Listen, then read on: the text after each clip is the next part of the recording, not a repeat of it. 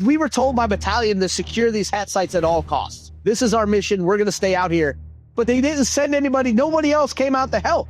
We didn't have any air support that day. Me, Armistead, Hussein make this mad dash to the bank. Now, I didn't even know where the bank was exactly.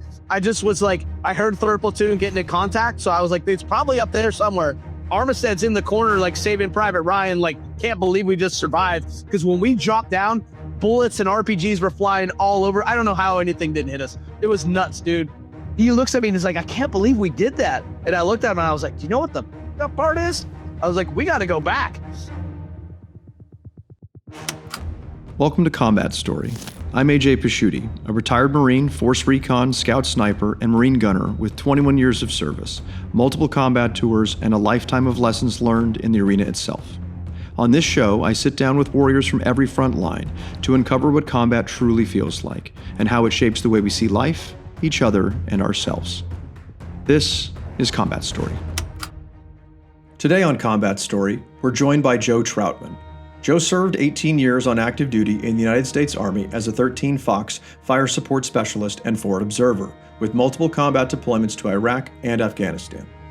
He's also the author of Gods of War, The Legend of Blackhawk Company 123 Infantry, a memoir drawn from his time in Blackhawk Company where he served as the unit's Fire Support NCO from 2001 to 2005. A big part of what Joe covers is the early Iraq fight with 123 Infantry, including a grueling 10-hour battle in the city of Mosul that turned into a grinding, close-quarters day of problem-solving under fire, holding positions, working comms, calling for and adjusting support, and keeping people moving when everything was going sideways, and how infantry grit and calm under pressure could be the difference between making it out or not. This is Combat Story. Welcome back to the show, everyone. My name is AJ Pasciuti, and I have the distinct pleasure of sitting today with retired Army Staff Sergeant author Joe Troutman, who's author of the book Gods of War, The Legend of Blackhawk Company, 123 Infantry. And so with that, I'd love to welcome you to the show, Joe. Oh, thank you. Thank you for having me on, AJ.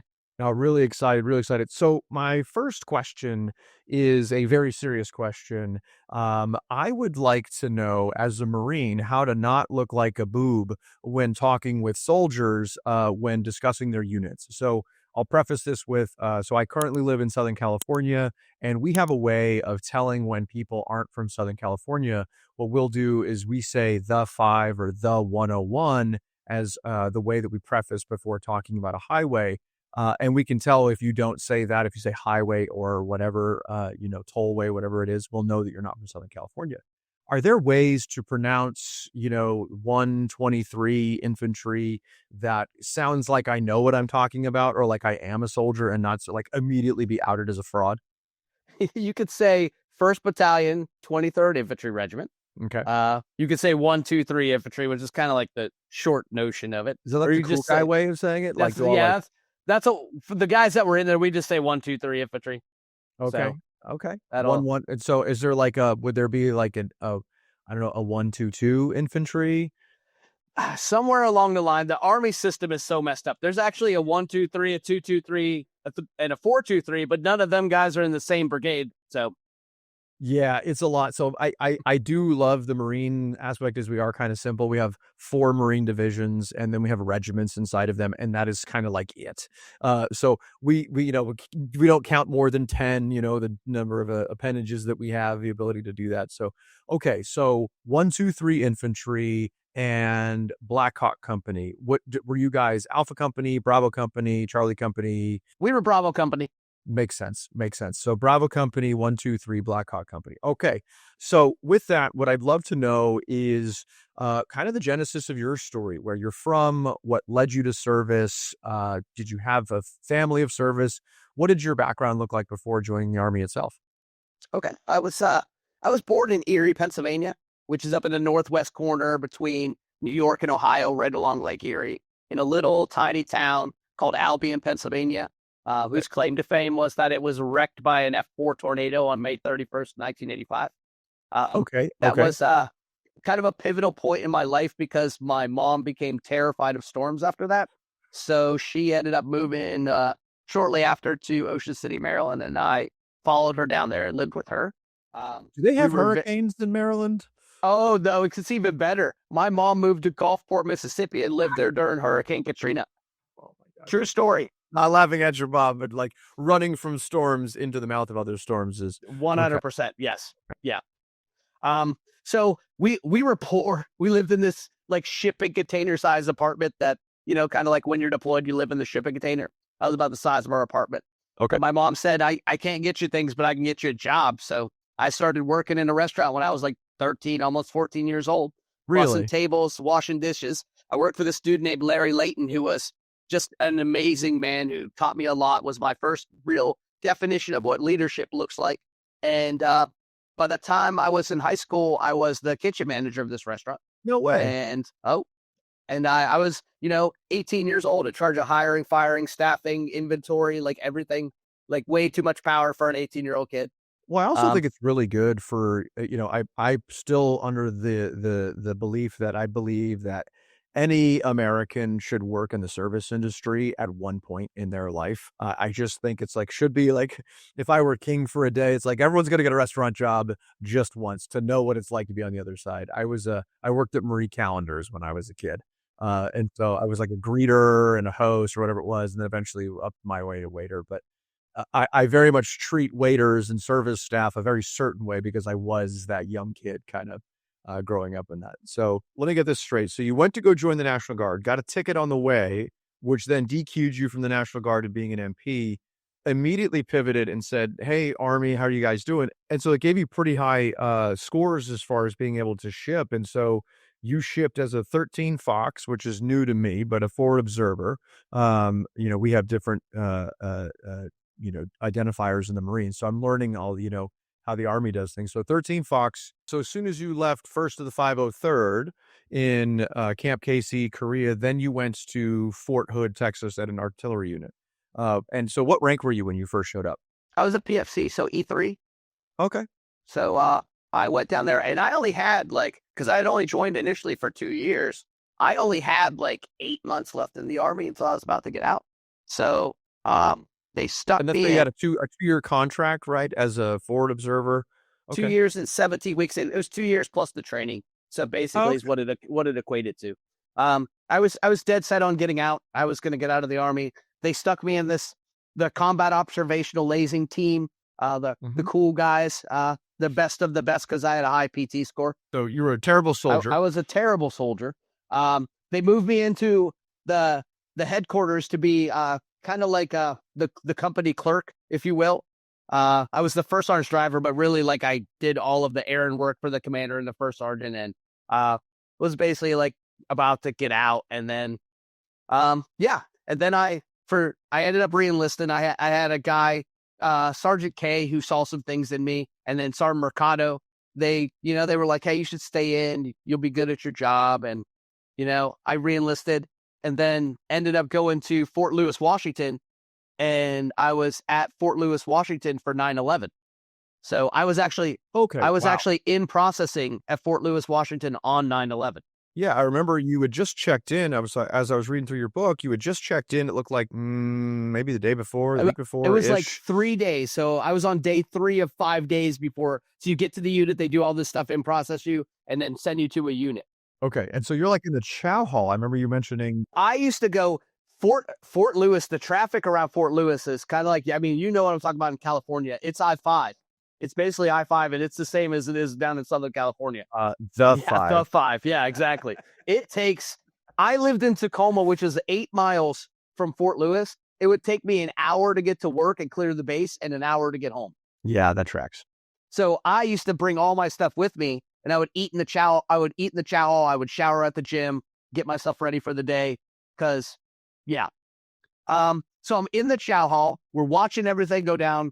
And then what was that like sitting in the chow hall with a whole bunch of other soldiers? Well, at first it was just a couple of us because no one it was early, it was 5:45 in the morning. So it was before normal breakfast rush. So I'm kind of in there and I'm getting my food and I sit down and we didn't know what was going on. And then, cause the sound they never had the sound on the TV. You just saw the building on fire. And I thought, maybe someone set off a car bomb. I didn't see the first plane hit.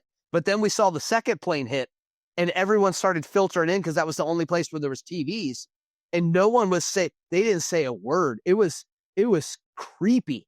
Everyone just sitting there glued to the TVs, and like this mess sergeant, like the mess sergeant comes up to me and he puts his hands on my shoulder and he's like, "You better get ready to go, young buck." Because by this time I'm a sergeant, like a young sergeant, a terrible sergeant, like no leadership qualities whatsoever, but for some reason I got promoted, but terrible, right? So he's like, I'm like, "Dude, ready for what? I don't even have a unit yet. Like, where are you sending me?" Like everyone's thinking. So we go outside in this big giant formation in the parking lot where they're trying to get because now we have to get 100% accountability. They got to figure out where everybody's at. They closed down the entire post, like locked down the post. It used to be open where you just drive through the gate. There wasn't even guards.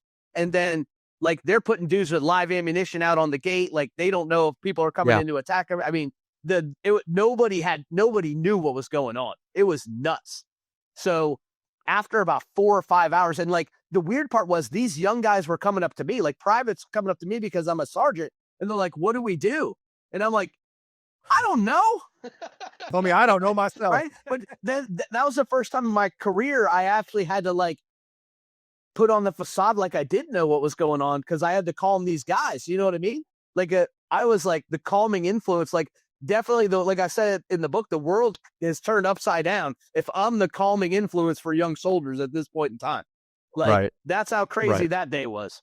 Like, so they let us go. I get home and like I remember like it's so weird because it was everywhere. It was on every TV. It was on every newspaper. It was everywhere. And if you were alive, you remember like sporting events got canceled, travel got canceled, like everything in the world stopped at that point, especially for the military. And then we kind of did a little reset and they figured out, hey, you know what? Come back to work tomorrow. We're going to figure this thing out. They gave me my orders and I went down to what would eventually be Blackhawk Company, 1st of the 23rd Infantry. Wow. Okay. So then you're checking in, right? Like into your company. I remember the country at that time frame. Like we knew that we were going to get some as a country. We didn't know where we were going to go. We didn't know how everything was going to fold up. But I felt like there was a pause on September 12th, right? And then on September 13th, this like we had kind of like collected ourselves and we're like, all right, we're coming to play. Okay, so then what was the feeling like at the unit within those days following 9/11? So now you're a sergeant checking in. You finish your check-in. You're in, Bravo Company or Blackhawk Company, 1, 2, 3. Well, here's the deal. Like I didn't know any of this at the time because I'd never heard of a Stryker in my life, and actually nobody else really had either. In 1999, General Shinseki, who was the Army Chief of Staff, he decided that he was going to modernize the Army. He said that we needed to modernize in order to fit the battlefield of the future. So he came up with this concept to make what we would later learn was a Stryker Brigade. But at the time, it was just like, the modern Army. So they picked a unit, and the unit that they had picked was my brigade, 3rd Brigade, 2nd Infantry Division. The problem was that unit had Bradleys and tanks. They didn't have any infantry. So they turned in all the Bradleys. They turned in all of the tanks. They got rid of all the tankers. They got rid of all the Cav Scouts. And they brought in a whole bunch of infantry guys. And they were like, we're going to make a brand new concept that the world has never seen before. And then we're going to give you a brand new vehicle. When I showed up to the unit right after 9/11, we didn't have the vehicle yet. And we didn't have the Bradleys and tanks yet. All we had was just us on the ground. And those dudes were ready to go to war at that minute. I'm going to tell you, those infantry dudes, man, they were like, we're going right now. Boom.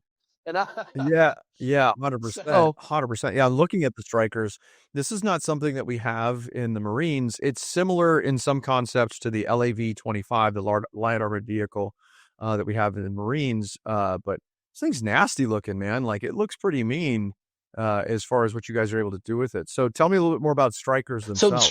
So Stryker it's an infantry-centric vehicle. So it's supposed to fit a whole entire squad of infantry. So about 12 dudes in the back. And then you have a 50 cal or a Mark 19 gunner.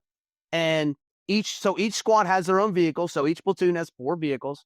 There's a fire support vehicle. The commander has his own vehicle that has its own command variant. There's engineer vehicle that does obstacle clearing and all this stuff that engineers need. There's a medical vehicle. There's a fire support vehicle. And then they were supposed to have, what was it, like a MGS tank vehicle. But the first time that they had the platform, it just kept falling over on the side every time they shoot it. So they just put, oh, I'm serious. Is that like a 105 on the, it would just fall over. So that one didn't come out with the first one. They put like tow missiles on it. So this thing had like these tow missiles on it, which actually were amazing.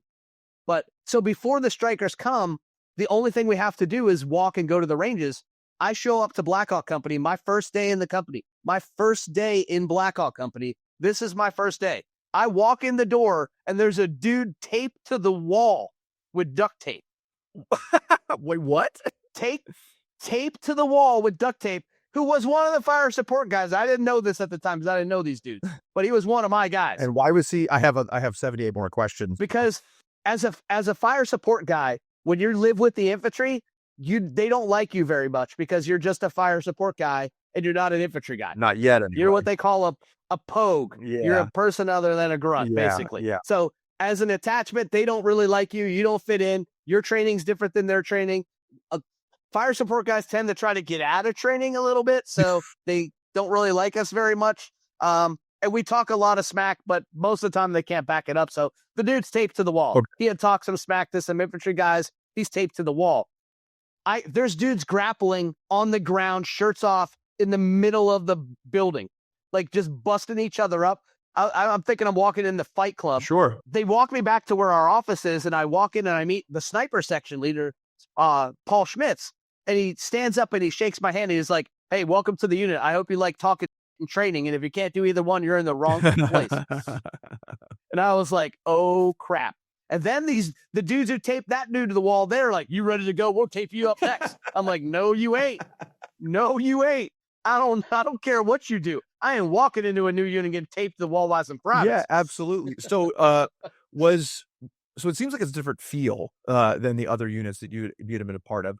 Was it because of the angst? Was it like, hey, we're going to war, there's a lot of energy? What, where did it kind of come from? What do you think? These dudes were just different. And that's, and it's weird because you can look back on it and say it and you can understand it, but you could feel the difference on the ground between every unit I've ever been in and subsequently every unit I was ever in after this unit was just different. These guys were so close. And you find out later why they're so close, because we trained non-stop. Blackhawk Company was in the field, I would say 70% of the next 2 years training. And to the point where other units would be home, our wives would come to the company and be like, "Why are you guys in the field when everybody else is home?"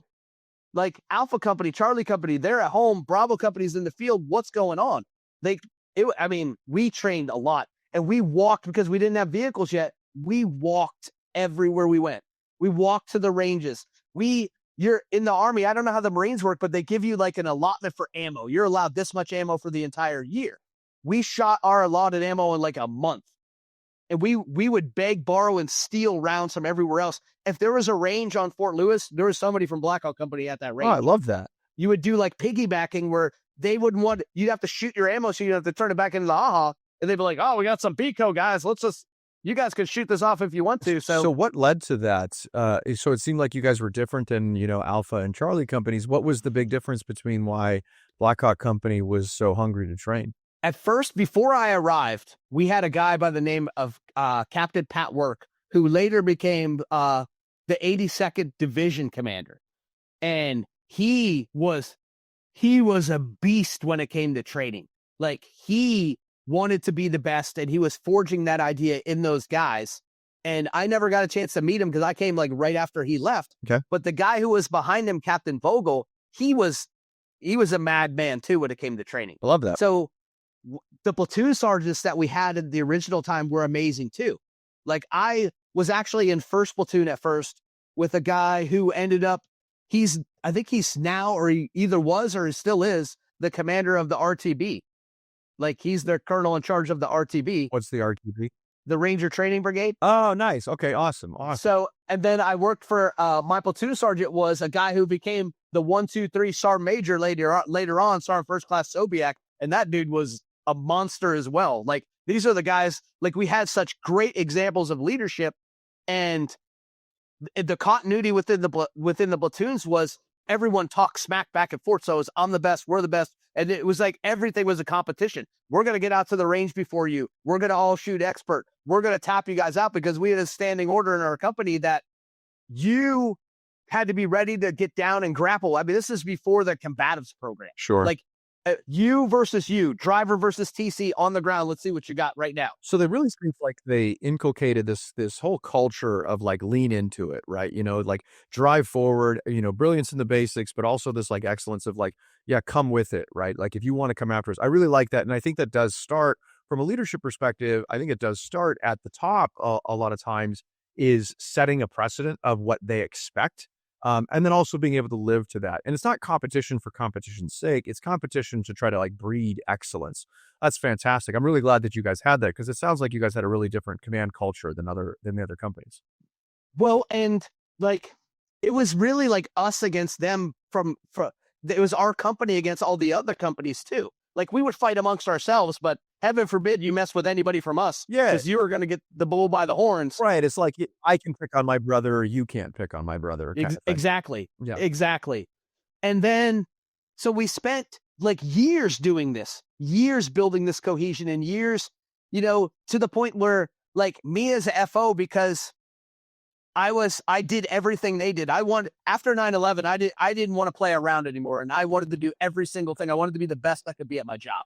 So my job was learning how the infantry fought. And the only way to learn how the infantry fights is actually fight with them side by side. 100%. So I did every single task that they did. And those dudes loved me for that, because they had never seen a guy come in and be like, you want to go shoot the 240 Bravo? Right. Really? Like, all right, come on. Come on. Yeah, exactly. You got to carry, we called it the pig at times, right? Yeah. So you got to carry the pig, you know, to get out there, and carry the weapon and the ammunition as well. When I first showed up, they were still transitioning, and I was one of the first FOs in the history of the Stryker Brigade. So when I first got to my unit, there wasn't anybody else. There was no FO. So I went out with everybody. So one of the first things we did was like this platoon ex-eval, where you go out and do, the platoon does their thing and the commander evaluates them.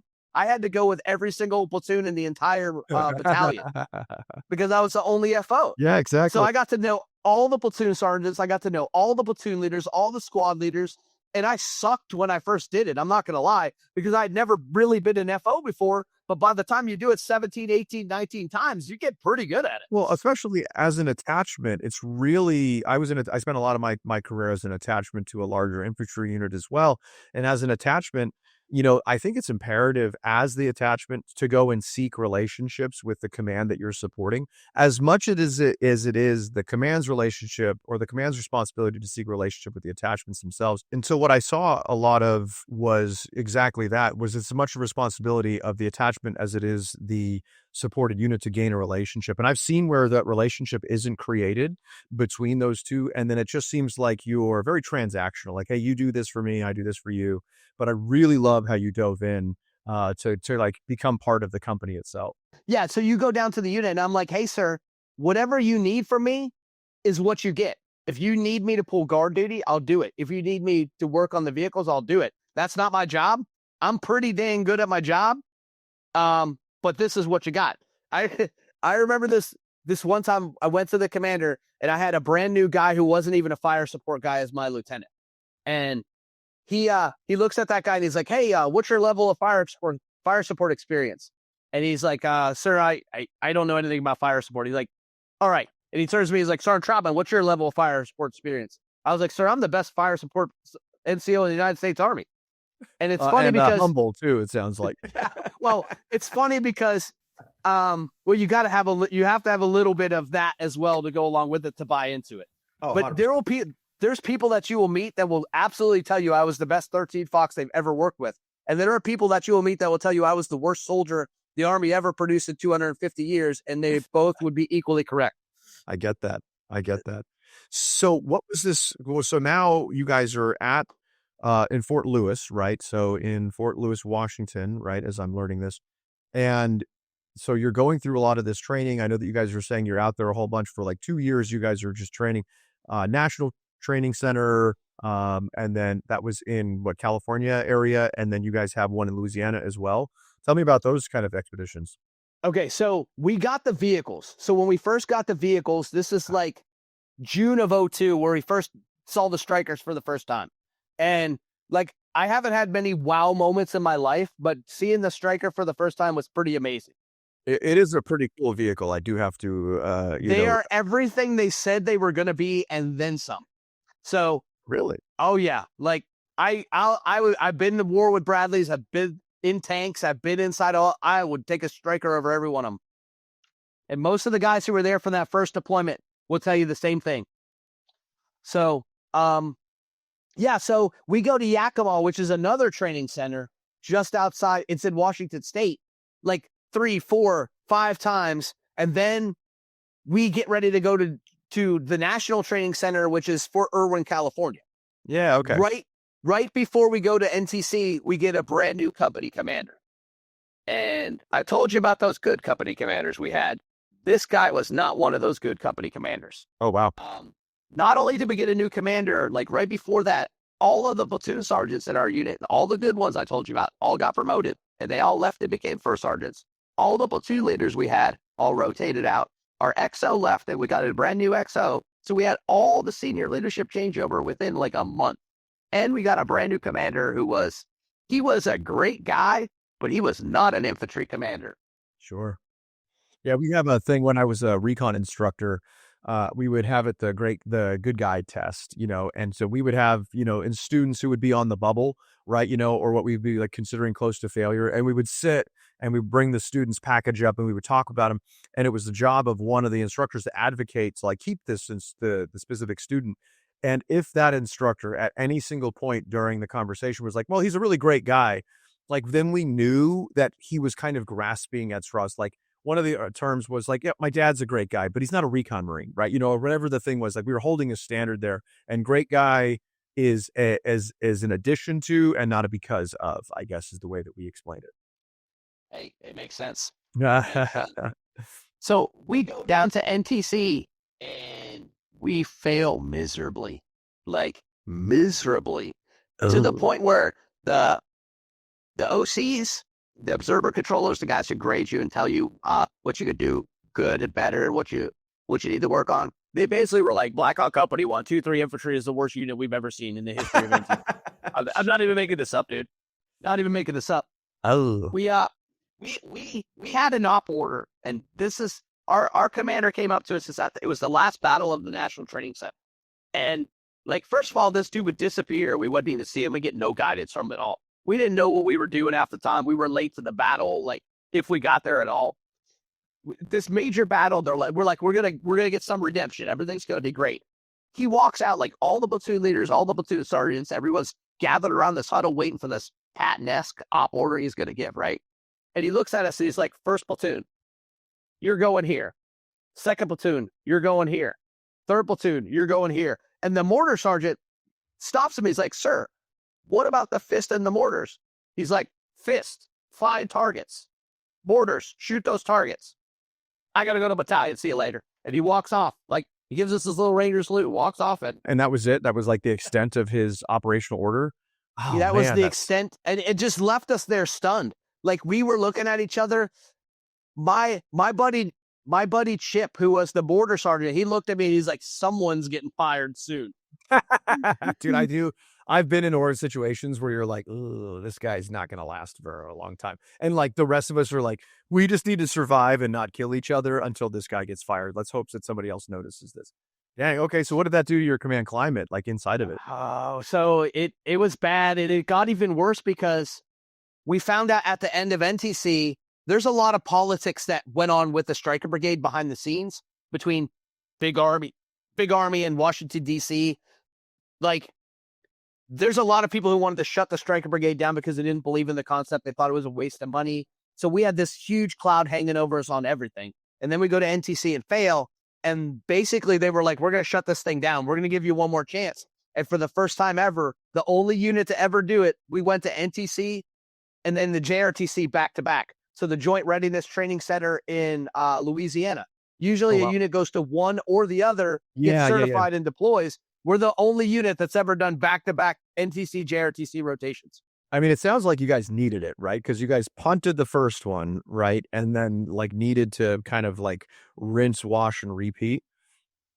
Well, I mean, kind of, but also like the NTC back then was the old Cold War era, like doctrine and fight, where you fight T-72s on a line and everyone gets on a line and you find and fix the enemy. And that wasn't what the Stryker Brigade was built for. Like, we didn't have the armor to survive against T-72s, and you know, we there's nowhere to hide your Stryker in the middle of the open desert, and you can't drop dismounts off and make them walk 80 miles. You know what I mean? And it's a new type of warfare being laid against an old model of training and education. I'm familiar with that as well. And I think it's very hard to break institutional dogma or doctrine because it's something that's like raised a generation of people on this, the way that the world is. And then when you're trying to change that by introducing strikers, which is a different concept than the Army's totally used to, it's almost telling an entire generation of like NCOs and officers that they've been praying to false gods, right? And telling that their religion is no longer valid. And so it's a huge pull to try to peel them away from that kind of thought process. And it sounds like you guys were right in the middle of it. Well, I mean, I will tell you too, like our brigade commander, General Mike Rounds, he was Colonel Mike Rounds at the time. He had like the most impossible task known to man, because he had a threefold task that he took on and no one ever knew what was going on. He's trying to build this concept from the ground up with new vehicles and new troops and new doctrine and new weapon systems and try to make the thing work, for one. Two, the war in Iraq kicked off why we were at NTC. Like, the invasion goes down and you guys went in while we were at NTC. And so the clock started ticking, and hey, you guys are now going to go to war. Like, it's only a matter of time. You're either going to be a Stryker unit or you're going to be a light infantry unit, but you're going to beat it. And then he's fighting the politics of trying to keep this whole thing afloat from everybody trying to shut us down. And yeah, I mean, I don't know how he managed to make it through without being crazy. Yeah. And, you know, there's like political pressures and polls. And when you're introducing an entirely new concept of a Stryker, like there is the politics behind that. I could only imagine what he and his staff had to be able to do in the back end to try to make this thing possible. That's pretty awesome that you can recognize that, even for being a sergeant, being like, hey man, the old man or the big boss has got, you know, a lot on his plate. And we're really proud of him to be able to take us through this. Now that I'm tracking, you guys are now moving to, you've moved out of Fort Irwin for your NTC, back to back, now moving down to Louisiana for your, what's this called? Joint readiness training. Yeah. Okay, so even bigger, it sounds like. We go down to Louisiana, and it's like night and day, because the fight is so much different down there. It's so decentralized. It's basically like the squad leader fight, the platoon leader fight, the platoon sergeant fight. Not a lot of orders being issued by the company commander. It's like, instead of like this open space, it's down in Louisiana, like the jungle like environment and the wilderness. And that's where they found out, like, the Op 4 down there, the opposition force that we fought against, they couldn't hear our Strykers. So we would get there faster than they ever thought they were possible, drop our dismounts, engage with the enemy, demolish them, and before they even knew we were there. So you're seeing a different fight, and now you're seeing the strengths of the Stryker Brigade come through, not in the traditional sense of fighting T-72s dug in and online in a conventional space, but now in a little bit less conventional dynamic. They're starting to show their worth. Well, to the point that at the end of JRTC, you fight this mock city called Sugar Gordon, right? So you go in, you assault, and you try to take this, and nobody takes the town. Nobody takes the town. Like, the Rangers are the only unit to ever take the town before, right? Like in 1999. We got to the battle 3 hours before the Op 4 was set up and ready to fight and took the town. They stopped the battle in the middle, and like after like 2 hours of fighting, and they're like, good job, man. You guys are the first unit since the Rangers in 99 to take Sugar Gordon. And I think, it seems like it was your speed and surprise that was able to kind of get into that space. Okay, awesome. Showing the strength of the Stryker. And the dismounts too, because you got to figure, you know, like light infantry, they'll do a movement to contact and they'll walk all night long, but they're tired when they get there. In the Stryker, you're driving 60 miles an hour, drop the ramp at the objective, and the guys are ready to fight, and they're fully engaged without any fatigue. As soon as they step out. Yeah. Okay. Love that. Love that. Love that. Okay. Awesome. So that was, how long was that training down there when you guys were in Louisiana? About 30 days. Oh, wow. Yeah. So we have in the Marines, we have, we call them service level training exercises. I think it's probably a common vernacular, but it's like these big things where every single layer of your chain of command is being tested, from your fire team all the way up to your battalion and then your regiment at times, depending on the size of the event. Okay. So then you guys, it seems like you guys did pretty good on that, passed that with flying colors, and then we're now cleared to deploy? We were cleared to deploy. We got our deployment orders in July. We knew we were going to Iraq. We knew we were going to Mosul, basically. Well, we didn't know at the lowest level, but they knew we were going to Mosul. So this is July of now 03. Of 03, yes. So we actually went back to Yakima one more time before we ended up deploying. So we went to Yakima, did some more ranges and some more, last minute get ready stuff.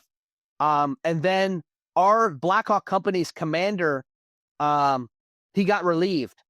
Like right before, like a week before we were supposed to go to Iraq, he gets relieved. So all of these things had probably been kind of percolating for a while. I mean, I know the military, right? So like you have to have a paper trail, and there's got to be a lot of cause inside of it. We don't just go like lopping people's heads off for no reason. There's got to be a lot of, a relief for cause. So when this company commander got relieved, what was the feeling like inside of the company? Was it elated? What were you guys? Well, some of the NCO, all of the NCOs at Blackhawk Company went to the Sergeant Major, and we were basically like, we cannot go to war with this dude. Like, it's not the right answer. It's not what I wish we could have done it differently now that I look at it. But at the time, we didn't feel like we had an option. And basically, the Sergeant Major told us to get out of his office and leave him alone. That he didn't want to hear about this again and don't mention it to anybody ever. And yeah. So it didn't make us look real good, but we felt like we didn't have an option. And then a couple weeks after that happened, we ended up with a new commander, and they fired him rather quickly. So I know that the service doesn't like when their collective NCOs come to their senior NCO and discuss how they can't work for a specific officer. It's always like, this is a tale as old as time. It's not something that we highlight very much, but I've sat on the other end of that or been around those other conversations when both parties handle it very delicately. The Sergeant Major seemed like he responded the way that he's supposed to respond. Get out of my office. We're not handling any kind of conversations about this kind of stuff. However, he does walk into the office next door and go to the battalion commander and say, we've got some problems. So it's like he was almost like, if I'm going to put my lens on it, it's almost like protecting you, like, shut up, get out, noted. I'm going to handle this and go talk with the boss on this thing. All right. So then you had some pretty good turns pretty quickly, and now you have a new company commander like the week before you guys deploy. And we really didn't know a lot about this guy until we got to Kuwait. So we load up, we go to Kuwait, like everybody's like, man, what's up with Captain Rob? And the only thing we knew is that he loved MMA, which was pretty cool because we all beat each other up anyhow. So. And his first time he ever talks to us, he's like, I have an open challenge. I'll get down with anybody on the mats right now. I'll roll with you on the ground right now. We were like, hey, we like this guy. Yeah. And then, so we go to Kuwait, and, for me, I was still an FO, so I was still an E5. I had a boss that I worked for who was the company fire support NCO. And in Kuwait, this dude hurt his back and ends up going home like a week before we go into Iraq. So I take over as the company fire support NCO a week before we crossed the berm to go into Iraq. And so you guys got to Kuwait what month? We got to Kuwait in the early November of 2003. Okay, so Saddam had been captured at this point. No, he's not captured yet. Or was it December? It was December. Yeah. So the actual plan was we weren't supposed to go into Iraq until after the first of the year. But 4th Infantry Division wanted to conduct all these operations that they had intel where Saddam was, and they were getting hammered. So they brought us forward to be part of all that. Now, we weren't on those raids and we didn't end up there, but that was the original design behind it. Yeah. So we went up and actually worked with 4th Infantry Division at FOB Pace Center right outside of Samara. I've actually been to Samara. That's funny. I was there in earlier 2003, like mid-2003 timeframe. I was there very, very briefly, and I was also a kid, so I don't remember it super well. like I was 19 years old and like holding my post was kind of what I was doing there. All right. So then I have, so forward operating base, pace setter is where you were at? We drove from Camp Udari all the way to Fob Pace Center in Samara. All right. So now you're at Fob Pace Center after driving 500 miles up through the desert. I did that drive in our AAVs, the Marine AAVs, and they were like amphibious assault vehicles. They're meant from getting us from like a ship onto the beach and not driving 500 miles. So they did not fare as well on that journey as I'm sure you could imagine as Strykers would. Well, we had a pretty comfortable journey. The thing that worried me the most is when we were in Kuwait, by this time in the war, the IED started to be a prevalent thing. So they showed us video after video after video of all these vehicles just blowing up. So like, that's all I had in my mind was that I'm going to get blown up because that's all Iraq is now is IEDs.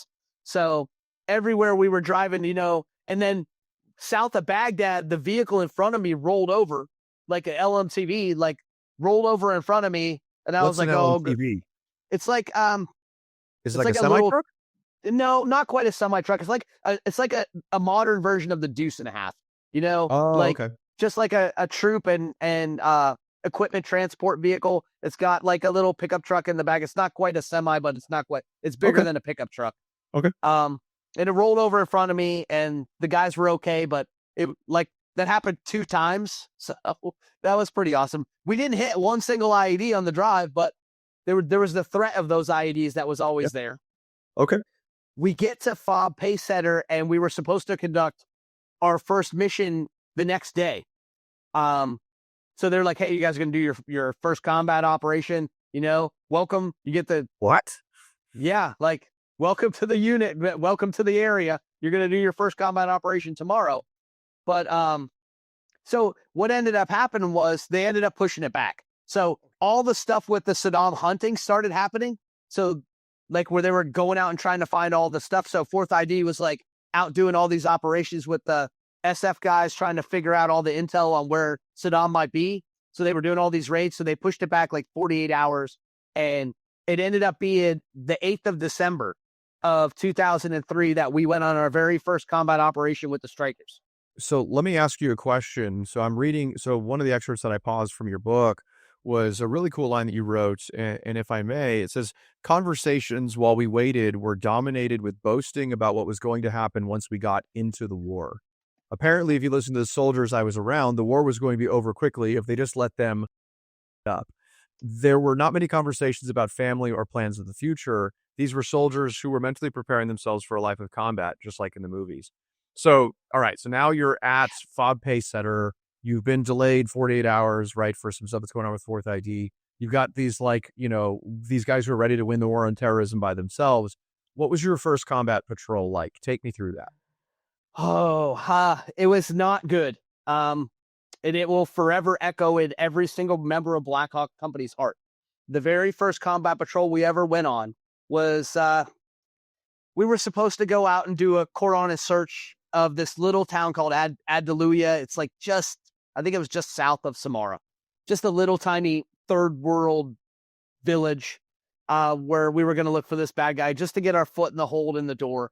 I remember like 2 things from just before. I mean, we're going the sun was going down, so we're going to go out there. This was my first mission as a company fire support NCO. I'd never been a company fire support NCO, so it's my first mission. I got 12 million things running through my mind. Sure. I get lost in the assembly area trying to drive my vehicle around to link up where we're supposed to be in the convoy. Like I drove around, like racetracked around like 5 times, so I couldn't figure out where I'm supposed to go. I didn't handle the 50 cal very much because I was an FO. So I was convinced that I had messed up the headspace and timing on my 50 cal, and I did it like 7 times. So, just some personal, like that's Joe Troutman messing things up. Yeah. 3rd platoon, who was the lead element, was going to be the assault squad. They were rolling. They were taking around. They had talked about a couple of different routes. And then at the last minute, they changed their route and they went over this drainage canal, which was like old. Like the road was old. Strykers weigh 19 tons. You know what I mean? So, and they're pretty heavy. The road just gave out. And on one side was like these tall, like trees. And on the other side was a giant drop into a drainage canal. Like into the drainage canal and nice, cold, murky, dark water. And the lead vehicle flipped over and the last vehicle flipped over, and they both rolled over into the canal, like upside down into the canal with the squad of infantrymen inside of the vehicles. Okay, so this is your first combat patrol. This is Stryker's probably first combat patrol as a platform in Iraq, and you guys roll over a wadi or a road that is too loose for you, and your point and your tail end vehicles roll in with a squad of 13 soldiers in the back of each one of those things? Yes. Holy crap, man. Okay, so how far in your patrol are you? We're like an hour into the patrol. So the call, and the weird part was that the platoon leader for 3rd platoon, you could hear the call. He made the rollover call over the company command net. So you heard rollover, and you're like, oh man, how bad could it be? Because I didn't know there was even drainage canals in Iraq. You know what I mean? I didn't see those where I went. So then like it starts being chaos. Like I wasn't on the ground. I didn't find this stuff out until later, but like the vehicles are upside down in the water. Like the water, there's like 6 inches of air inside of the vehicles. These things are filling up with air. They had put extra armor around the Strykers, which added about 300 pounds to the door. So the guys jumped off the vehicles into the water in the freezing cold water in the middle of the night to try to open these doors and get these guys out of there. They weren't sure if everybody was going to be dead inside. They weren't sure if they were going to be able to save people, but they're trying. And like the combat mission goes out the window at that point, and it's about now saving. It's recovery. Well, these are dudes we trained with for 2 years. These are our brothers. You know what I mean? Yeah. Like, forget about it. They chuck their weapons and they just dive into the water to try and rip these doors open. And man, it was madness and it was chaos. And it took about 30 to 40 minutes to get these guys out of the vehicle. And at the end of the day, 4 people actually died. They brought one of them back. Sergeant Mata was brought back to life, but 4 people had actually died. So you said the driver of the first vehicle, Specialist Wesley, he rolled into the water and his first breath was water. So he didn't even have a chance. He never stood a chance. There was no way he was making it out. The vehicle was like completely on top of his ash, so he couldn't get out. And then my buddy Blickenstaff, who was in the front vehicle, and him and Sarmata were in the front vehicle in 3-2. He just didn't make it out of the vehicle. So they get these guys up, they take them to the casualty collection point. The unit's just crushed because like you don't expect to take casualties on your first combat mission, especially not from combat. Like we didn't even make it to the objective. You know what I mean? So what did that do to your unit? Oh man, it crushed us. Like I got back to the tent and I was like waiting because I got promoted. I was the 3rd platoon FO for like a year and a half. So I had just left this platoon a week ago. So I do all these guys personally. These were my friends, my brothers. I'd spent years training with them. So I had sent one of my new guys down there and he was like part of all that. And I felt so bad because I was like, man, that should have been me. I should have been in those vehicles. I could have helped. Nobody would have died if I was there. You know what I mean? Like so much survivor's guilt that you can't even, like so much running through your head. And this is the first time I've ever done a combat operation. So I'm like freaking out. You know what I mean? And it's not supposed to happen this way. And yeah, exactly. It's not supposed to happen this way. Now that the holidays are over, you might be feeling that spending hangover. Travel, gifts, food, and drinks. It adds up fast. If you're looking for an easy win in January, take a look at your phone bill. Mint Mobile's end-of-year sale is still going on, but only until the end of the month. And they're offering 50% off of 3, 6, or 12 months of unlimited. So you can cut out big wireless's bloated plans and unnecessary monthly charges. All plans come with high-speed data plus unlimited talk and text, delivered on the nation's largest 5G network. And you can use your own phone. Keep your same number and bring all of your contacts with you. And I'll say this, Mint Mobile has been a longtime supporter of Combat Story, and we don't take that lightly. This show runs on authentic conversations and human connection, sitting down with people, listening closely, and sharing stories that actually matter. It takes real partners to keep that going, and Mint has helped us keep the lights on so we can keep doing what we do, giving veterans and their families a place where their experiences are heard and respected. This January, quit overspending on wireless with 50% off of unlimited premium wireless. Plans start at $15 a month at mintmobile.com/combat story. That's mintmobile.com/combat story. Limited time offer. Upfront payments of $45 for 3 months, $90 for 6 months, or $180 for 12 months. Plans are required. That's a $15 a month equivalency. Taxes and fees are extra, and initial plan terms only. 50 gigabytes may slow when network is busy. Capable devices are required, and availability, speed, and coverage varies. See mintmobile.com. And now, back to our show. So they get third platoon comes back, and like we go down there, and like I didn't even ask him what had happened. I just went up and gave everybody a hug. Armistead, I mean, he looked like a ghost. He was never the same after that. He was never the same. That kid was like 19 years old, and the first time he ever did anything, he watched people die. He was never the same. So if I may, there's a chapter in your book where you talk about December 8th, 2003. And I thought this was kind of poignant. You know, it's this tragic event on our very first combat mission could have and probably should have broken Blackhawk Company. These were the very first combat casualties in the history of the Stryker Brigade. For the men of BCO, gone was the illusion that we were invincible or that we were all going to make it home safe. Tell me more about that passage and what you wrote and what you kind of felt as this kind of transition and what happened to you guys that night. All right. So, I mean, when we were loading the buses and the planes, we were invincible. We were going to tear up the war. We were going to make it home. Everyone was invincible. We were bulletproof. In that moment, we instantaneously found out the true cost of what war can be. The next day, everyone was talking because they didn't know what had happened. You know, they're like, you know, the drivers didn't know how to drive. They weren't wearing their seatbelts. They had locks on the doors. And here's my guys that don't even have equipment. And I'm getting so mad. And I'm ready to fight this sergeant that's on there. I'm like about to pound this dude. And my gunner, Sergeant Redding, grabbed me and he's like, it's not worth it. And then out of the blue comes Captain Rob, our brand new commander.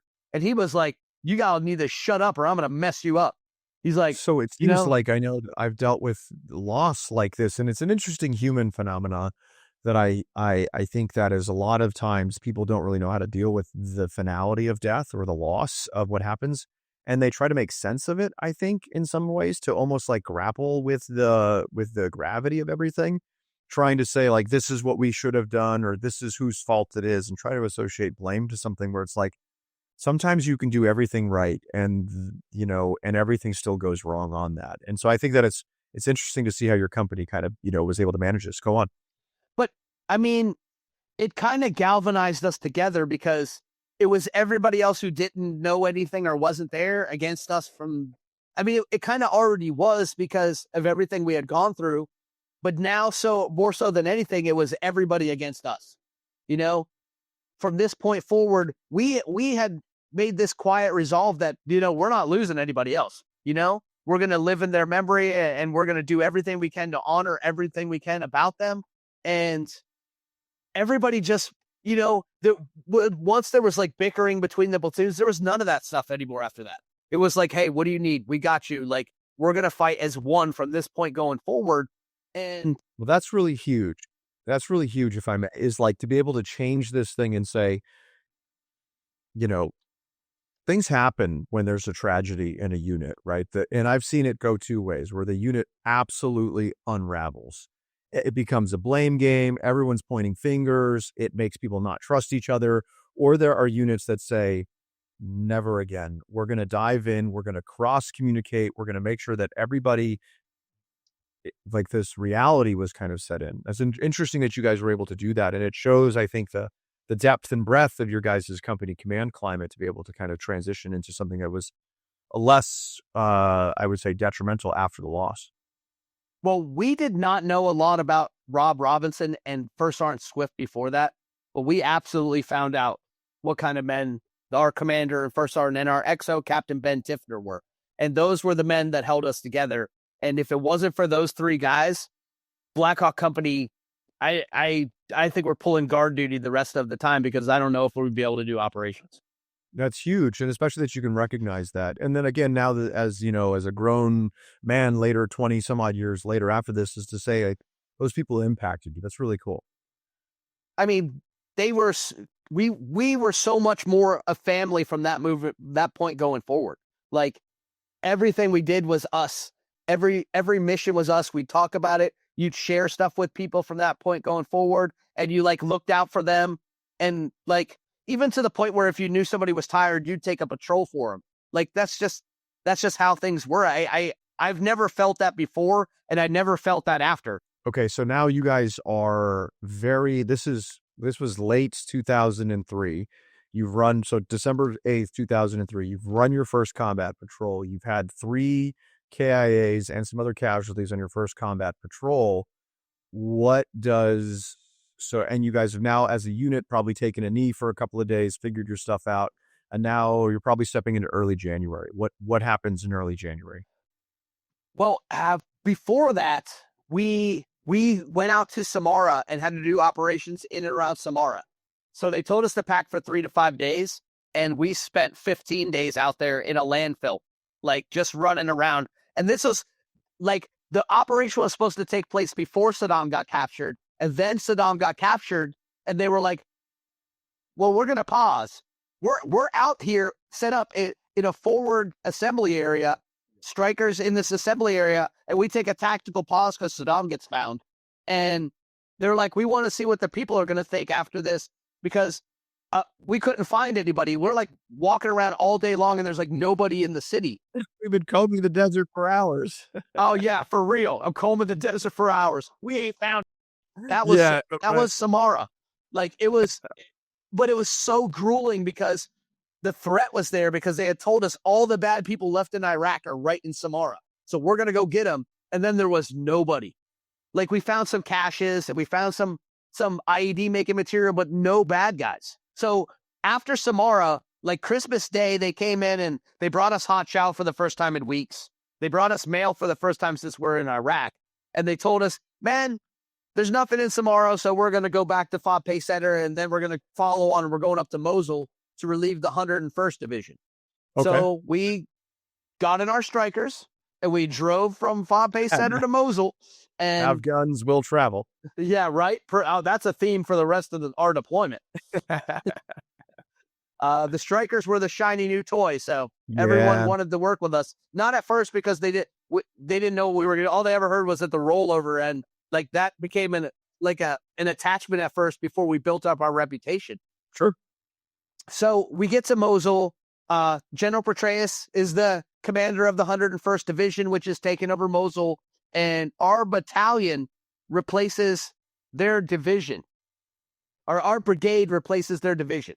So, wow. Third Brigade, second Infantry Division replaces the 101st Division. And so your brigades are probably 5,000 strong, and your divisions, I have no idea, but I would imagine a division in the Army's a lot larger than that. 3 or 4 brigades. Okay. All right. So now 15, 20,000 strong. So now you have 5,000 soldiers that are looking to take this and occupy the same operational environment as 20,000 soldiers. So, and we take the demographic too, like Mosul was like always like weird because it's such a melting pot of different cultures. It was always like a transportation hub and a trading hub throughout the history of the Arab world. And then when they found oil, it became even more so because the wealth started to flow through Mosul. So it had a high population of Christians and Muslims, and there was like all of these different tribes that operated in and around there.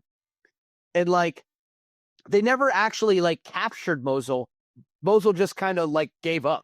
So there was no big giant fight and people went in there like, we battled for Mosul. We took it. Then the army was like, we're done. Once the invasion happened, they're like, we're not going to win this thing. So those dudes just all went to ground. But that was like the recruiting ground for all the intelligence officers and like all of like the high ranking officials in the Ba'ath Party, all like vacationed and lived around Mosul. So those dudes weren't gone. They were still there. They just weren't showing their faces. Wow. So the 101st had come in and they took over what they called Fob Glory. So Fob Glory was this training post that had always been used as like an army base. It was like one of the Iraqi army divisions had lived there before American forces got there. It's right across the street from the Mosul International Airport, which was Fob Diamondback, what we named it. So throughout that, they hadn't seen a lot of violence against the 101st. There just was like a lot of violence against the people of Mosul. So they would like kill these people, intimidation, murders, drive-by shootings, kidnappings. Wait, and who like, would? The old Ba'ath Party people, even like pre-insurgency, like pre-insurgency. Interesting. Yeah. So until Saddam got captured, once Saddam got captured, they kind of knew he wasn't coming back. So then it like got quiet. Like when we showed up, Mosul was like quiet. Like there wasn't a lot going on. Like there wasn't a lot of attacks. You'd hear a couple of gunfights going off, and then. But there was areas the 101st hadn't gone into in months. You have a giant city, and they're like, there's bad people here. We don't know where they're at, but hey, you guys are going to find them. So that was pretty awesome to deal with. And so the 101st, we're out there doing our left. I don't know if you guys do left seat, right seat rides. The old unit takes you around, shows you what they do. Then you go out with them, see what they do. You guys talk about it, and then you're responsible for the battle space. Correct. Usually it takes like a week for us, a week or 2 weeks to kind of do that whole process. Yeah. So we're like driving around and their commander's like, yeah, we don't go to that place. We don't go to that neighborhood. We don't go there. And Captain Rob's like taking notes. Is like, those are the first places we're going. Yeah, no kidding. My goodness. Oh, yeah. But it was like this weird thing. Like our battalion commander, Lieutenant Colonel Buck James, has set the tone in Kuwait. Like, he's this big, like larger than life character. He carried a tomahawk with him, like, cause we were the Tomahawk battalion. He literally carried a tomahawk with him. And I'm pretty sure if he got the chance, he would have scalped somebody with that thing. Like, he was a badass. And he had told us in Kuwait, he gives us this giant motivational speech. And he's like, man, they think we're going to hand out bread. They got another thing coming. We're going to hand out lead. So like the whole battalion's like jacked up and ready to go. So our company, like at first, like our battalion was going to have the western half of Mosul all to ourselves. Charlie Company, like Mosul's broken down, like the Tigris River, like breaks Mosul in half. You have the eastern half, the western half. There's 5 bridges that go across it. And that's how Mosul's dissected. And then there's like the original old town of Mosul on the western side. It's like condensed area, old buildings, like you can only walk through there. You can't get strikers through there. And so our Charlie Company element took that little tiny old town section, and that was their section. Alpha Company was supposed to have the north and to the west towards Syria. And then we were supposed to have like the south and the west section for Bravo Company. And we go out there, and our section was the worst section. Like all the bad neighborhoods of all the sections they said we shouldn't go into, we're all Bravo Company sections. So yeah. So, and our commander's like, dude, we got 2 things we could do. We could be the 101st and not go out there and not deal with these people, or we could just go in there gangbusters because we're infantry and we're just going to do movement to contacts every day. Yeah. So every day we went out there in force. We dared them to shoot at us. We triple dog dared them to shoot at us. Like, and then every single night we did raids. It was so weird because the people of Mosul thought there was like 2 different forces operating. Right. Your daytime force and your nighttime force. Well, there's the daytime force that even when we did shoot at them, they had RPG repellents on their vehicles and electromagnetic fences around their people, and you can't hit these guys with anything. And then the nighttime kind of guys come in, blow up your house, take you out of it, and you never get seen again. So like they thought we were like invincible, like at first. So they stopped even attacking us. You had a lot of the insurgency was really starting in that summer, and then was really picking up into, late 2003, early time 2004. They were kind of finding their footing. And now we were fighting a lot of people that weren't just former Ba'ath Party. There were a lot of international insurgents that were starting to come in. Okay, so tell me about some of these engagements that you guys were in. How was the population through a lot of this? Because I know that they're stuck in the middle, right? They were supportive? Were they not supportive? What did you guys see? Just like everywhere else in Iraq, until about April of 2004, everything was going swimmingly. Like the people, look, they would wave at you like they were just happy to be back to kind of normalcy, And then you started to see like this incredible wave of like sectarian violence, like in March, where they were attacking the government buildings and they were attacking the people, and they started to attack the people who were like the ISF. So like the Iraqi National Guard guys, the Mosul police officers, but they still weren't attacking us yet. And then all the stuff happened with like the first Fallujah and like Najaf and all that stuff down south. And almost overnight, we started seeing, it wasn't like complex ambushes and they were trying to, it was like, okay, one cell of 2 or 3 guys is starting to attack us and they're shooting RPGs at us. And then we would wax them. And then it would be a couple of more guys come in. And we had all these small, little tiny engagements all over town. Okay. But what they did is they took Alpha Company away from the rest of northern Mosul, and they had set them down because they started attacking all the convoys down south. So so each company in our brigade had to send one company as convoy escort down south so that the logistics could get up to us. Because basically they had cut us off and we weren't even getting food. Like the chow like closed because we didn't have anything to feed anybody.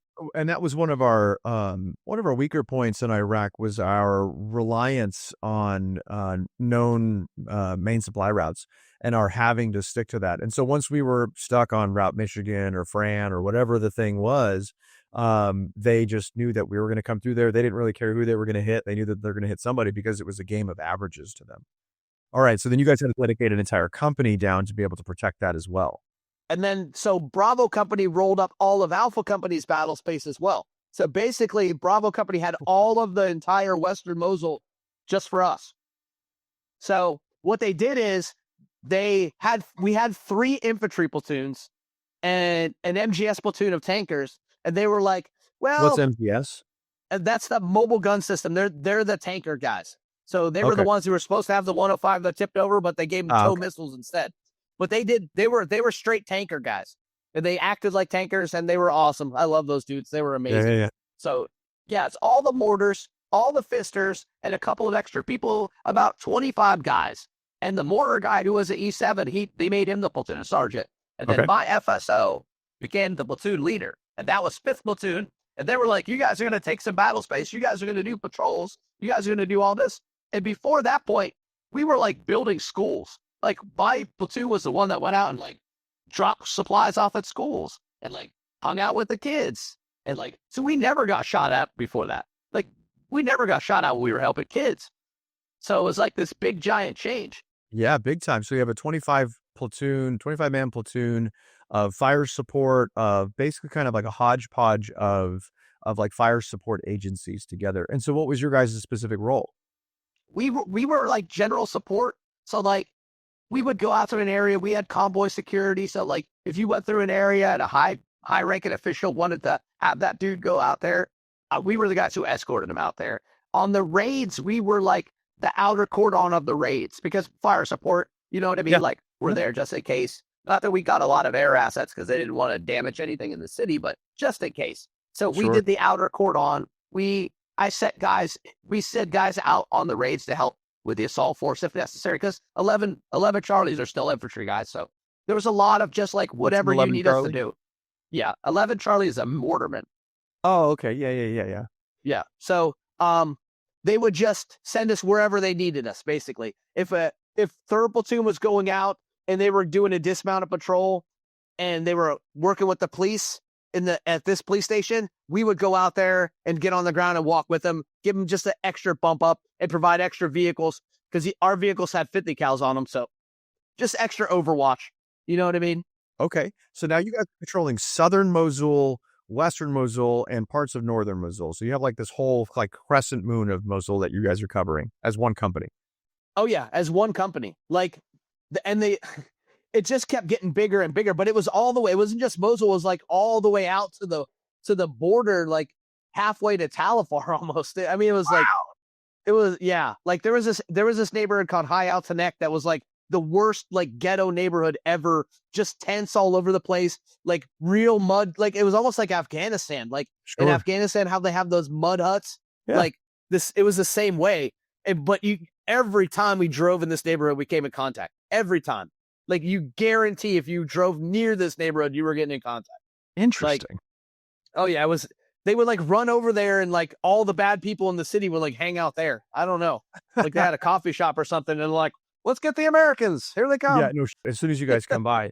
So it seemed like there was kind of a shift with, the, people of Mosul, so building schools to being able to get into gunfights. You guys had to seem like you were able to do it all at this point. So what does this kind of look like? I know that, we have a pretty big battle coming up for you guys that happens in Mosul. Can you tell me what kind of happened beforehand? What was the kind of setup and the initial, before this thing started? Okay, so we had two really huge battles. One was on the 24th of June. So the country, we were going to transfer authority back to the Iraqi people, and they were going to start to secure themselves. Like the police force and the Iraqi National Guard was going to take over security. We were supposed to take this backseat back.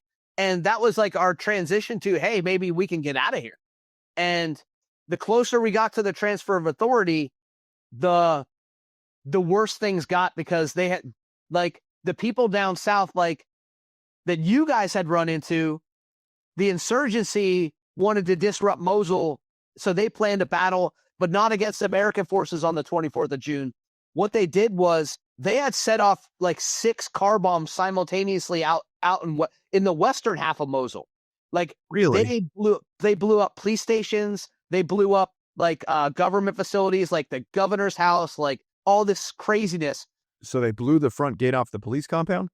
The police who were there like gave up. They were so scared. The crater was like 4 feet deep, like 10 foot wide. Like there was body parts. I mean, it was bad. They left their weapons in the vehicles on the back of the trucks with the ammo still in them, took off their uniforms, gave up the keys to the jail and gave it to the insurgents and let them get the prisoners out of there. And then they called Blackhawk Company and they were like, we need you to take that police station back, whatever it takes. And we got online and we rolled up there, and it was like madness because they had like almost in defilade position set up, like, and they had a Dishka machine gun set up inside of the tower by the mosque. And it's like raining hell down on top of us, hitting the backs of the strikers. They have dudes popping up everywhere. So what date was this that you guys were? 24 June of 2004. Okay, and so this was supposed to be the changeover day as well. This was the day that you guys were officially. It was a few days. The transfer of authority date was supposed to be 29 June of 2004. Oh, okay. So 29 June was the transfer. And so now they're doing this huge push to try to, I don't know what they're, trying to push back the Iraqi military and police and stuff like that. And so now 24 June, you guys are rolling up to the OK Corral on this prison outside of or inside of Mosul. We were fired at this machine gun fire, and I was actually the last vehicle in this giant Blackhawk trail, and we started taking fire. Like my gunner started reading, like this dude pops up on top of the building, like right next. I mean, it was like really close to us, and he like fires this RPG, which like shoots over top of the vehicle. It misses us, but my gunner Sergeant Redding swings the 50 cal, takes that dude out. I take out a dude that's sitting right behind my vehicle, but one of the guys who was standing next to me, my brass hit him and like hits him in the chest, and he's like, I'm hit, and he like he falls down into the vehicle, and the soldiers are like, are you all right? Are you all right? And it was just my brass. But they mocked that dude forever for the rest of that deployment. About every time they see him, they're like, I'm hit. Like, so this battle's like raging on. They finally shoot like 2 tow bunker busters into the minaret next to the mosque, right? And this is a significant point that you'll find out later. So we didn't hit the mosque. We never set foot in the mosque. We go back later on. We take the police station back. Like, it's like Armageddon. We take the police station back. Like, body parts, blood trails. The weapons are all gone. The radios are all gone. The uniforms are all gone. The prisoners are all gone. There's nothing left inside of there. It literally, like, when you drove up and when you see the crater, like, the Stryker could fit in the crater from this car bomb they blew up. So they basically, with this car bomb that went off, like, it seems like it either killed everyone inside or freaked the rest of them out. And so when they left everything. Was there Did insurgents come into the area after the bomb went off, or did they just blow everything up and then kind of leave it at that? No, they came in and killed every single person that was in that building that didn't leave. Jesus. Like, Okay. we went in there and found all of their bodies. They killed them all. I mean, there's like 20 some people inside of the building that they had killed. And so we take this police station back. We got in a couple of gunfights out and around in the surrounding area with the guys as they were either leaving or coming to. I can't tell you the exact number of KIAs or wounded in action. I mean, it was more than enough that we actually made the national news. Like, Captain Rob and some people had to go up to brigade after this engagement and got interviewed by like Fox News in Atlanta, like right after the battle happened. So after everything kind of, blows up, now you guys are in there and having to take this thing back, going toe to toe with these guys. How long was this firefight that you guys were in? So the actual firefight was, I would say, between 2 and 3 hours. Like, it kind of started out hot and heavy and like died out with a thud at the end. I think either they were all dead or they all went to ground after a little while. Okay. The car bombs actually went off like at 9 o'clock in the morning. So all of them simultaneously blew up at 9 o'clock. We get out into the city and get the order to go take the police station back at about noon, 1 o'clock-ish. And then by about 4 o'clock, everybody's back on the fob. Oh, wow. So it was like, hey, like scramble, get out there, go get in this fist fight and come on back. So what was some of the fighting like inside of the police station? Well, most of the stuff happened outside of the police station. So, like I said, the insurgents were either leaving from raiding the place and killing everybody inside, or they were just they recognized, because once they saw our strikers leave the fob, they had coordinated and said, hey, these dudes are on their way. Like, we need to get out of here. Like, this ain't gonna, they weren't prepared to stand and fight with us toe to toe yet. They were fighting against the ISAF and the police force, but they didn't want to take on these super soldiers on the western side of Mosul with this bad reputation. So they beat feet once we got close to the area. Wow. Okay. Okay. Holy cow. So then now they cruise out. You guys are back on the base, doing your thing. And so now when you guys go back in like security patrols and kind of like, how does the remainder of this thing? So did you guys take control of Mosul back? Oh yeah. We got control of Mosul back. Oh, wow. Okay.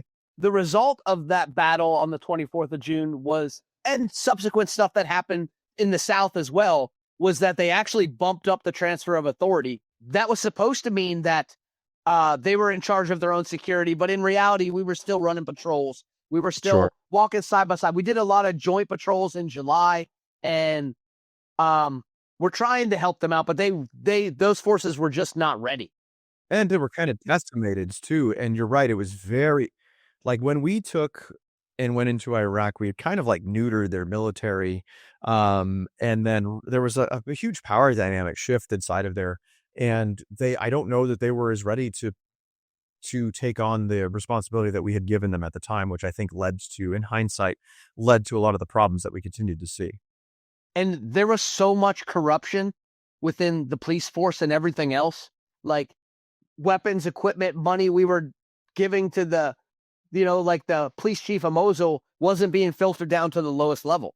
Like, it just was disappearing. So, and then, so what had happened was, and we didn't know this dynamic was going on, Zarqawi himself, like the big wig, the big head honcho, the number one target in Iraq, everyone was hunting.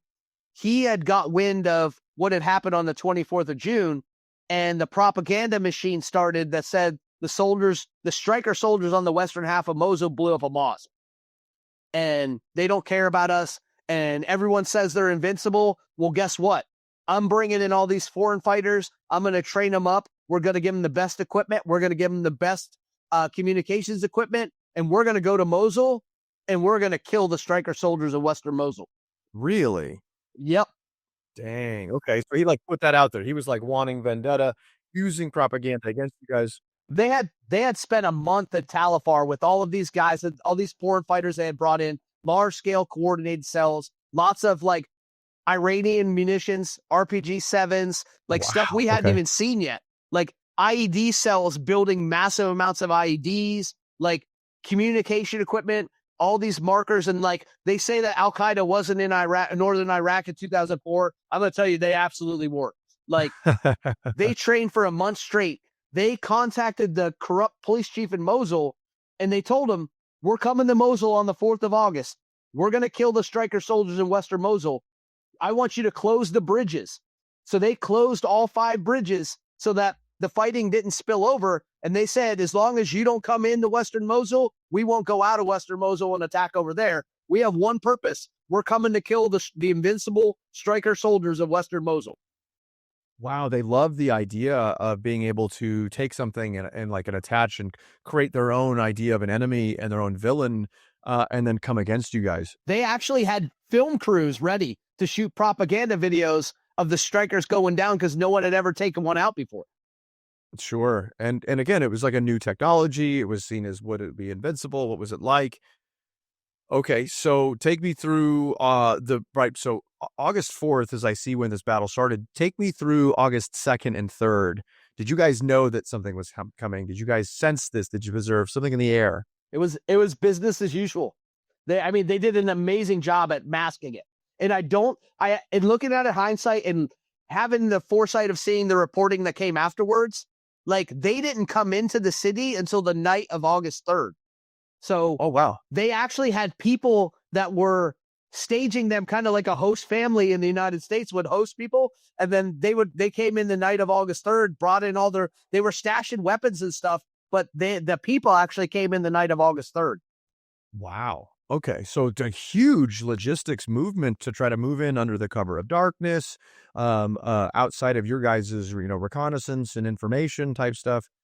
Okay. So tell me, keep going. I love this. This is fantastic. Thanks for telling this story. So the morning of August the 4th, my platoon, so I'm the platoon sergeant at this point. So Sergeant Wallmeyer goes and he's teaching the ING. So I'm in charge of 5th platoon. Iraqi National Guard? Yeah, Iraqi ING? National Guard. Okay. Yeah. So I have 14 guys in my platoon at this point because we have been decimated. They stole all of my NCOs. I was the only NCO in the whole platoon, and I had a brand new platoon leader because my old platoon leader got cut and I got a new one. So I got a brand new platoon leader and I'm the only NCO. The day before that, I got a brand new NCO in at E5, this dude named Sergeant Brooks. And Sergeant Brooks was a great guy, and he did amazing things in the Army later on. But when the first day he shows up, we're in the motor pool getting ready to go because I had counter mortar patrol. So we go way up in the northern side of Mosul and wait for the mortarmen to shoot at us. And we try to take him out. But basically he stood at watch grass grow for hours. It was fun. Yeah, it was. I'm familiar with doing things like that for my career. Yeah, a lot of boredom in my career. Yeah. So we had that morning counter mortar patrol. We're in the motor pool. Sergeant Brooks walks up and he's like, "I can't wait to get into a gunfight, Sergeant Troutman." And I'm like, "Dude, seriously, it'll come." Like, I'm the platoon sergeant. I don't care about getting in gunfights. I just want to make sure everybody stays alive. You know what I mean? Yeah, like, get them home. Exactly. Yeah, exactly. Like, plus we only have 14 guys. Who are we getting in a gunfight with? You know what I mean? Sure. Oh my gosh. So we leave out, and as soon as we left on our way, like, these dudes knew when we left. They were watching us. So mortar rounds coming on the fob, 20 rounds, which is way more than we usually see. Usually they fire 5 and then they'd leave. Well, they fire 20, so that was unusual. So you knew that was going to happen. You didn't know that was going to happen. We're driving up. I drive up. My platoon set up and counter mortar patrol, and it was weird because you could start to hear like what the actual plan was they were going to draw us out in the city because we were always this rescue force. Blackhawk Company was like a rescue force for Western Mosul. Whenever someone would get attacked, we would go save them. The bad guys would run away. So their plan was to draw us out into the city by attacking anybody they could find. They were attacking shop owners. They were attacking people on the street. They murdered some Iraqi police people that were on their way to work that day. Like, they were attacking anything they could get their hands on. So the city of Mosul is like popping. And the brigade intel shop, they started getting massive amounts of reports of dudes running around with RPGs and weapons and looking to kill Americans. So they're like calling down to the company level and trying to figure out what guys are on patrol. And they were like, the only people that are on patrol right now is 5th platoon. So I get a call from our company commander, Captain Robinson. And he's like, "We need you to come back. like now, like get back to the FOB as fast as possible. We're going to replace you with the MGS platoon that's already slated to go up there. And I get my guys together and we're rolling down as fast as we can. And there's this big traffic circle on the western half of Mosul that's like the hub. It's called the Yarmouk traffic circle. If you've ever been to Mosul, you know exactly what I'm talking about. It connects everything in the city on the western half of Mosul. So I'm driving through the Yarmouk traffic circle, and the S2, our intelligence officer, calls me directly. And he's like, hey, where are you guys at right now?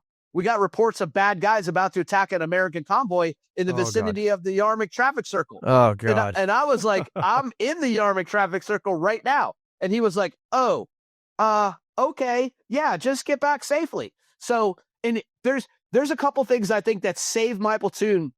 And you'll understand what I'm talking about later. It was right at midday prayer. So I don't think the guys were out there ready to fight just yet.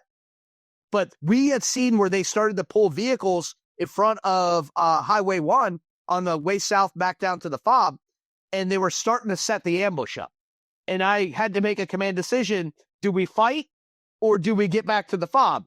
When you only have 14 guys, there's not a lot of heavy sustained contact you're going to get in. Yeah. And everyone's going to be like, oh, yeah, I had to stay there. Like, no way, man. Like, you're going to get back to friendly lines. You're going to make sure that you can have your friends with you. Totally understand that decision. I had one other NCO in my platoon, and that was his first day. There's no way I'm getting in that gunfight, right? No way. So man. we smashed through the cars that they tried to set up this ambush on and drive back to the FOB. And we get back to the FOB, and right after, we literally like drove over one of them, like Stryker some like monster truck style, whoop, crushed the front of it. Yeah, it was pretty amazing. I'm not gonna lie. So, but right after we left, we didn't know it, but there was a National Guard convoy coming on a route back from Talifar, and they were like heavy equipment trucks, like the Het trucks that they move like the tanks with, big giant semi trucks with large beds. They were coming back to the other FOB across the street, and right where we had blown past, these guys hit a giant IED that blew the tires off of two of those big giant semis. Well, they get into a small scrape and a small gunfight, and they leave the two trucks out there, pick up all the wounded that they got, and went back to the FOB and left the Hets out there, left two Hets out there. And the insurgents set those trucks on fire with kerosene. And we didn't know it, but that was their marking for where they wanted to do the big giant ambush at. Oh, that was their city marking for where everybody was going to be the fallback point too, and they were going to draw us to this location, and they were going to murder everybody that came. Holy moly! That was how the battle was going to play out. We didn't know any of this, and you got out of there in time. And luckily, I mean, the National Guard convoy kind of did the same thing. You know, they consolidated their losses. And then moved out of there. But my goodness, okay, talk about a complex ambush, especially at a choke point like that. Well, and it gets worse than that too. Like in the north, MGS had replaced us up on the hill, and then they were told to come down because they had recon assets, and that was their job as tankers to screen and recon. So MGS is told to come down and recon the northern section of the western half of Mosul and get eyes on Bridge 5, which was the northernmost bridge, to see what's going on. Okay. And immediately after they come off the OP, they come in contact from like RPGs and like machine gun fire from guys that were operating in the north. And it was a Pepsi plant, like a no Pepsi plant. They made Pepsi. So we called it the Pepsi plant, and they're taking fire. So first platoon's going out. Their first job is to check on the Hets and see what's going on. And then they're shooting straight up to MGS to reinforce them because they're in heavy sustained contact at this point. And en route, right in the Yarmouk traffic circle where I had just come through, they had laid in one of the most complex ambushes you're ever going to find. Like, really? Their first vehicle hit about 10 IEDs in the first minute. Like both sides of the road just blew up. My God. They had machine gunners in elevated positions firing down on top of these guys. They had RPGs from the alleyways firing. Like they came in some contact.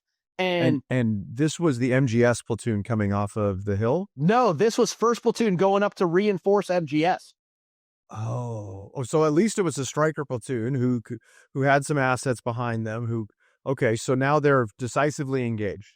Yeah, and they're fighting through. They get to the traffic circle, and they're like, they call back and they're like, "Hey, we're in contact. You know, it's bad, or we got vehicles that are damaged. You know, what are we gonna do?" Captain Rob sends out second platoon to help reinforce first platoon. First platoon makes it up, links up with MGS after getting attacked again on the other side of the Yarmouth traffic circle. So they actually got in 2 complex ambushes in like a 5-minute span, fought their way through it, and they killed a lot of dudes that were running around on the sides of those roads. Holy moly. Oh yeah. Like they were everywhere. And they're all of them wearing black pajamas. They had markings in the buildings with black flags to mark their own position so they knew where they were. Oh yeah. What? Oh yeah. Oh yeah. They've been planning this for a long time. Oh yeah. When I say this was a complex, coordinated, planned ambush, they had planned this for a long time. So first platoon fights up. They link up with the MGS platoon in the north. Second platoon comes through, and they got hit with another ambush that was even worse than the first platoon ambush. Their lead vehicle took an RPG right to the engine, shattered the engine block. I don't even know how it kept rolling. Like the driver couldn't even see it. His compartment was filled with smoke. Like the TC, the truck commander got knocked down from the RPG blast. Yeah. He's got like diesel fuel and oil all over him. Oh like, my God. Somehow they like, will this thing keep, I mean, Warren and Lafferty, like Warren was the driver. He saved everybody's life because if they had stopped, they'd have been dead. Like they willed this vehicle out of the ambush through, location. right? You got to push through. And like the platoon Sergeant Horner, he got shot in the Kevlar, and our first sergeant Swift was standing behind him, and he thought he got killed because he got shot, saw him get shot. His eyes roll up in his head. He falls down. And like, he was like, he called over the radio. And he's like, "Hey, 2-7, which is the platoon sergeant, KIA, I'm going to take over as the platoon sergeant." And then he calls back like 5 seconds later, and he's like, 2-7's wounded in action. Sorry. Like, my bad. I thought it was something different. He's doing okay. Know, right? Little days at the moment. Oh my gosh. So my platoon, I actually, when second platoon rolled out, I rolled out right behind him with the commander. So me and the commander of my platoon, and our job was to guard the Het site. So as second platoon and first platoon and MGS are in contact, we roll up on the burning Hets. My job was to guard these burning Hets. Well, guess what? That was for the insurgents. A target reference point. That was their ambush location. The other stuff was all stuff set up to draw us out there.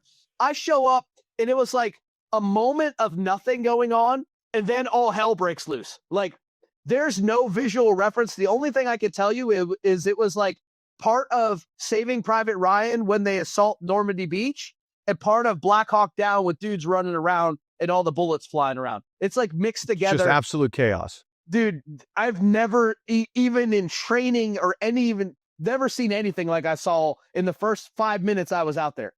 Really? I couldn't even orientate. There were so many guys on the ground. I'm like twisting around, and I'm the platoon sergeant, so I'm not supposed to be firing. Like, I fired 100 magazines of 5.56 that day, and that might be like lowballing it. Like, so how many people do you think that you guys were fighting during this conflict? Because it seemed like there was just people running everywhere. Oh my God. I would say like estimated on the low end, like 100, 150 on the high end, 300 to 500.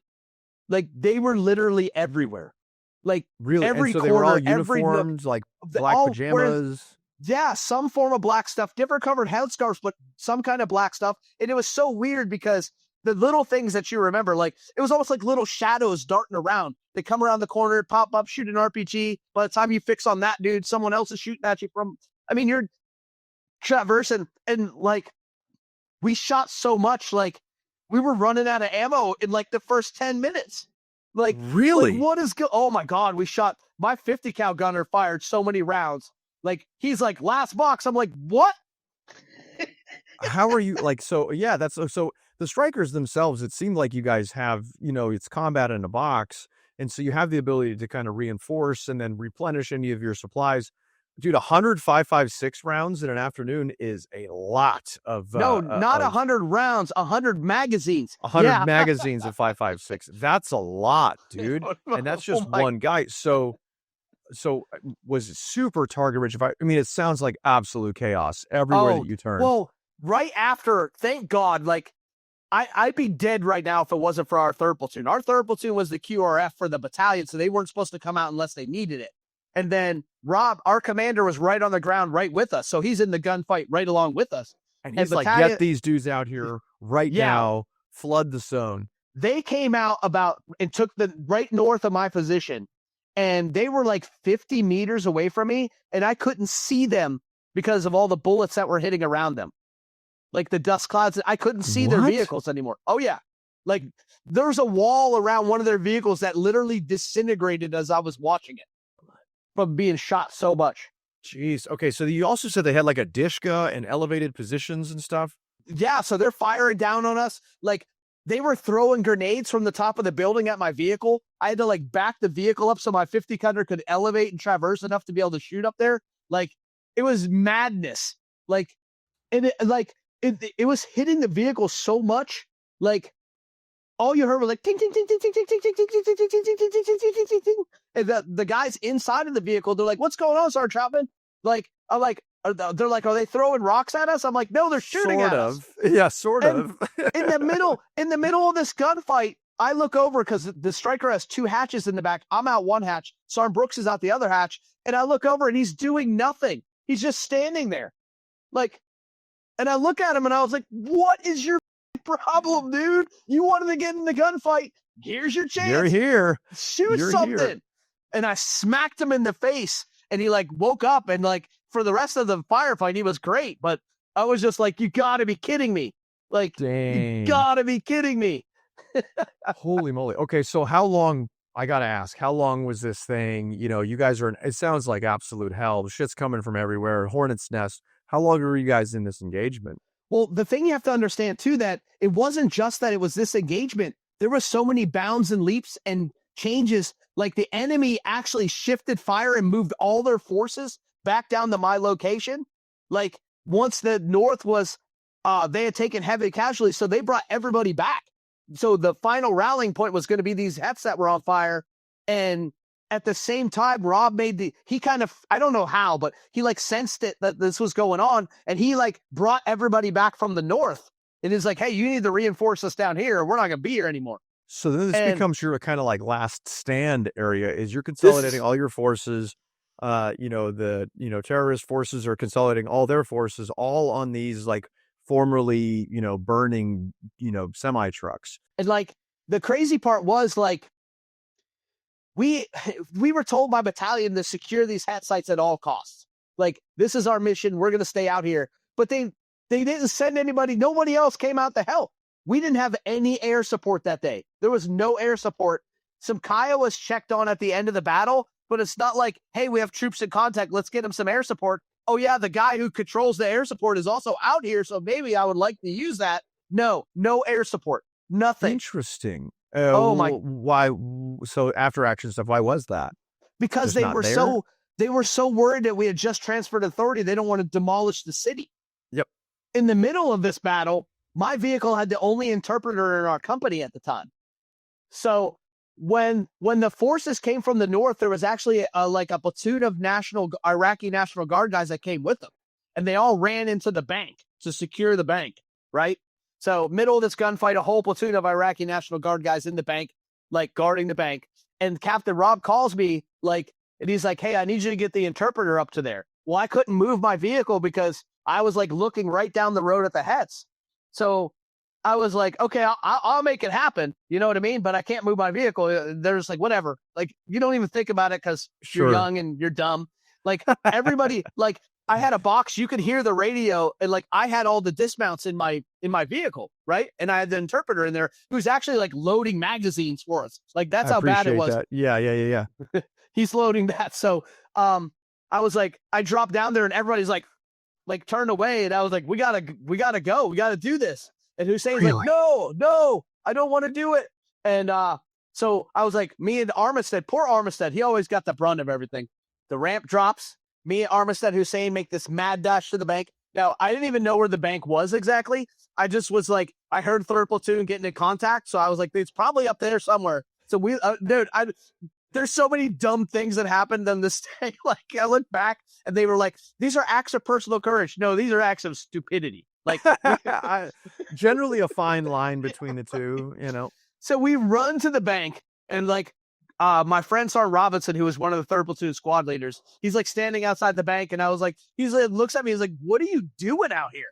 He's like, "This is our sector. What are you doing here?" And I was like, "I got to go to the bank. I got to take Hussein to the bank." He's like, "All right, well, this is the bank." And he like casually pops over my shoulder and like shoots this dude who comes around the corner, like all casual, like all business, nothing going on. And then like finishes his sentence. Yeah, He's right, like, yeah, exactly. it's over there. Dude, Rob was one of the, Sergeant Robinson is like the coolest of cool. He was awesome.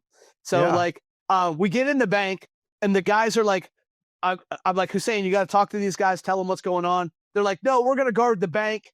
And they're like, "No, you got to go out there and fight." And Hussein has to go out. I did my battle handover. Armistead's in the corner, like Saving Private Ryan, like, can't believe we just survived. Because when we dropped down, bullets and RPGs were flying all over. I don't know how anything didn't hit us. It was nuts, dude.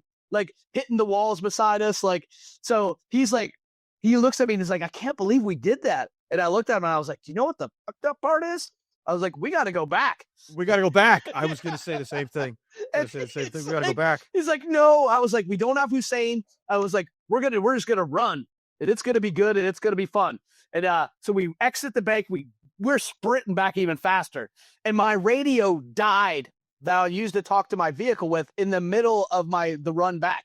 So it just like, you hear the little beep, beep, beep, beep, and then it just dies. And I'm like, "You got to be kidding me." Now, keep in mind, it's just the two of us in the middle of the battlefield, stuff flying around us. Anything happened, I can't even tell people we're hurt. Like, it's like the worst of the worst case scenarios.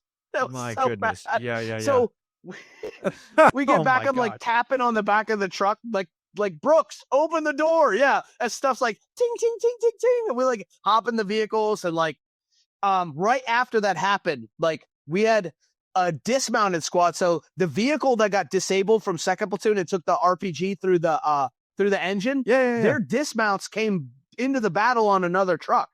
It's this dude, Sergeant Vance, and his team and everything else. They're on the ground. This dude like fired an AT-4 at an RPG gunner and like blew him up, like Hollywood style stuff. This was like the Hollywood guys. So it sounds like it's still just absolute chaos. People are trying to figure out what's going on. Well, when he popped out with his guys to fire this AT-4, they were completely exposed to an area of these dudes that came out and were shooting at them. And our XO at the time, Lieutenant Armini, moved his Stryker in front of these dismounts so they didn't get shot. And they shot an RPG-7 that it's the only RPG I've ever seen that punched through the Stryker. So it hit the armor. It went through the lieutenant, like through him, out the other side of the vehicle. Wow. And he lived. Like, what? Oh, yeah. He lived. It went Wait, through. this is the dude you sent me a picture of later on, right? He actually still stayed in the Army for 2 more tours in combat and then retired as a major in 2004, or 14. Wow. Yeah. Like, wow. But Tough. This whole madness goes on. They do a Kazovac, rush this dude back. Right after they leave, my sniper buddy, Sergeant Schmitz, gets shot in the back from the elevated position. Like, he gets hit. He's like dying. His buddy McFadden has to like plug his holes with tampons to keep him alive. Like, his exit and entry would literally plug him with tampons. He can't feel his legs. Like, he's like, "I think I've been hit." Like, yeah, like Schmitz is a tough dude too. So they have to rush that dude back. And then Captain Rob's like, "Hey, while you guys are back at the cache, get fuel, get ammo, get bullet, you know what I mean? Resupply while you can and grab bring it everything back you can, yeah, get right? back into the fight." Because we're like begging these dudes to come out and bring us anything.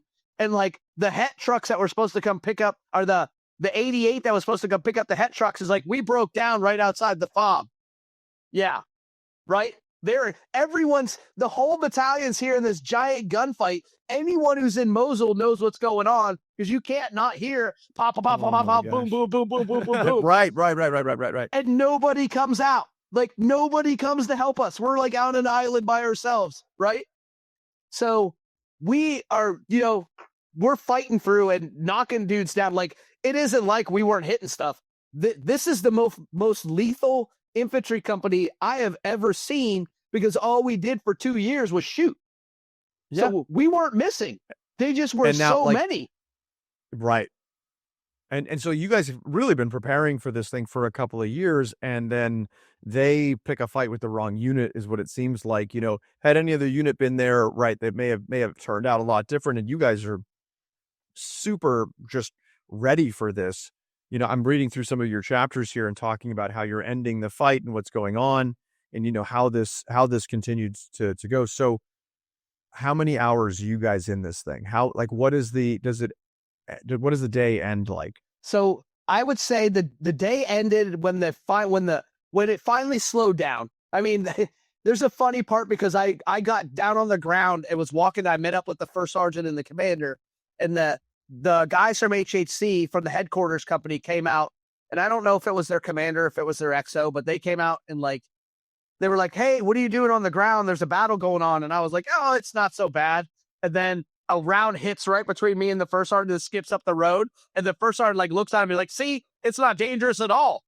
Yeah. Right, off. exactly. So they got both of the vehicles loaded up, and they told us to stay out there until the last of the two vehicles. That was our cue to leave, was the last of the two vehicles was heading back to the fob.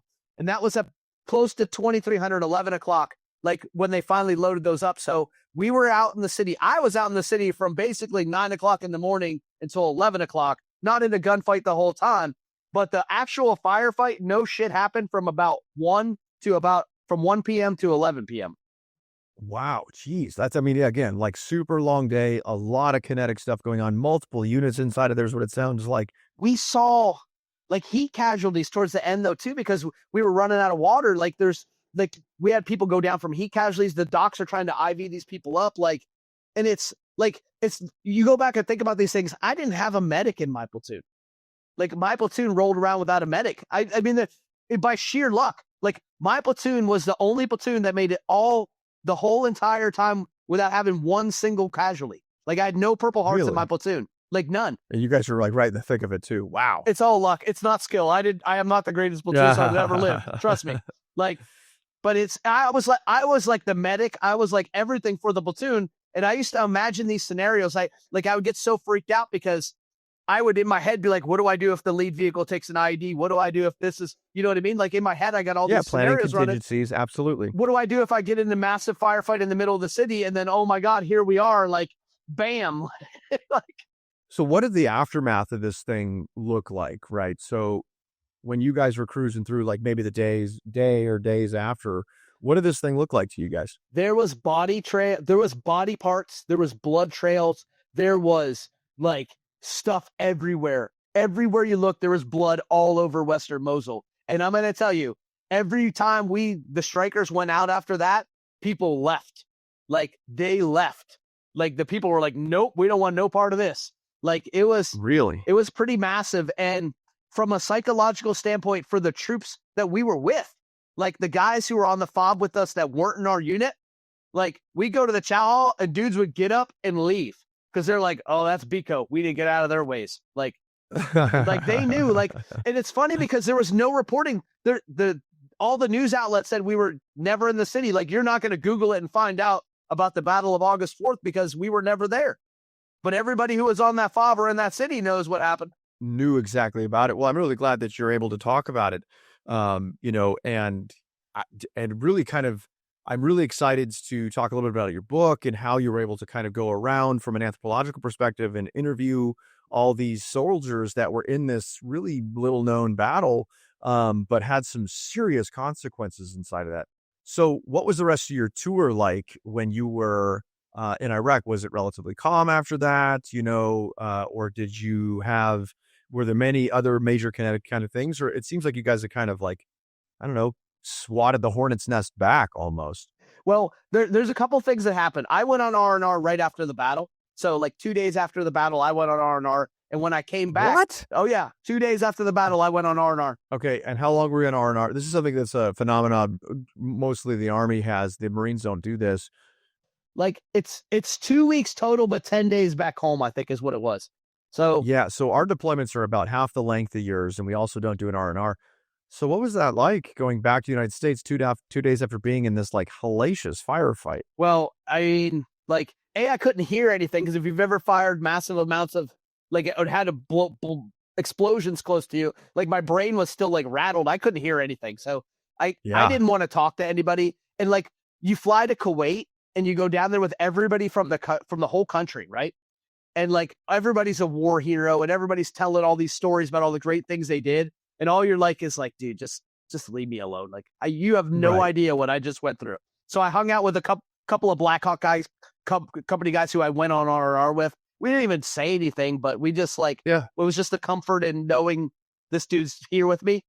And then you go home and it's like, nothing was right. Like I could even, I was on the military base. Like I lived in on-post housing.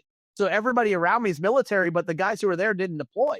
So I couldn't even talk to them. You know, they're wanting all the cool guy stories that you got, but I'm like, dude, I don't even want to talk about this. Like, yeah. It's also, one, it's very fresh. Two, my boys are still in it. Well, and that was it too. I did not want to go on leave. It took hell and high water for them to make me go on leave. I did not want to leave my guys, and that's all I thought about when I was gone. Yeah, it's like a super big requirement for you guys. Yeah, and like the news, there was nothing. You're like, hey, I got in this gunfight, but the news is like, nope, there's nothing. So you're like flipping through, and you're like, this is all. Like especially that time frame, we were in between Fallujah 1 and Fallujah 2. Yeah. And so in August, we were starting to deploy forces, getting ready for Fallujah 2. Okay, wow. And so now you're back home and like having to like have normal gas station conversations with people after being, you know, nearly ripped apart in this like hellacious ass gunfight. Jesus. It's almost like you're there, but you're looking at yourself from afar.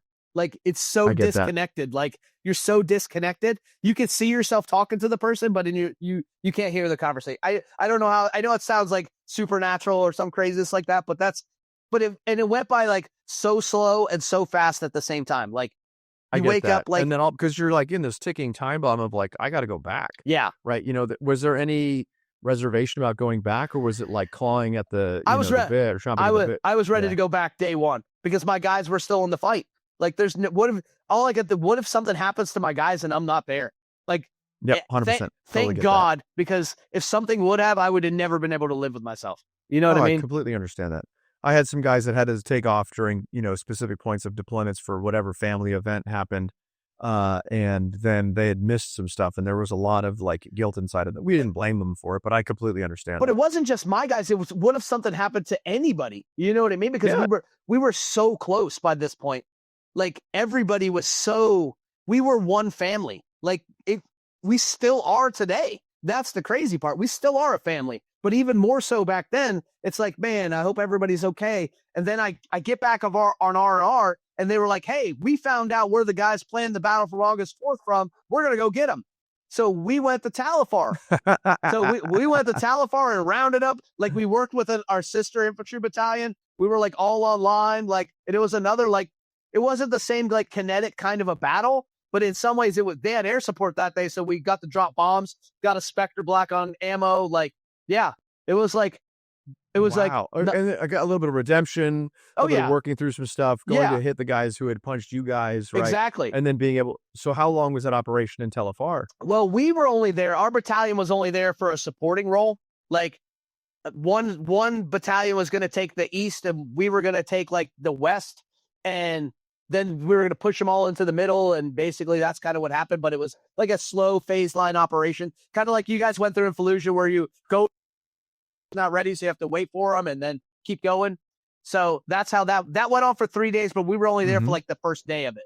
And then we went back to Mosul and we got a new brigade commander who was General Townsend. So General Stephen Townsend was our new brigade commander. And like the first day, it's pretty funny because the first day he's like, you know, if you need anything, just let me know. And I was like, hey, sir, I need a 117 radio so I can talk to the aircraft. Like 2 days later, a box shows up. My combo guy's like, I don't even know what this is. He's like, but it's got your name on it. And I was like, addressed to you. Yeah, right. It was addressed to me. Sergeant Troutman, right? And getting a 117. And Colonel Todd's like, give me I'm not even authorized this radio, but he gave it to me. I didn't even know how to work it. I love that. It was the 117 is a fantastic piece of equipment as well. Well, I went over to the Air Force guys and they were like, first off, where did you get this? It's brand new. Like, you're not even supposed to have this.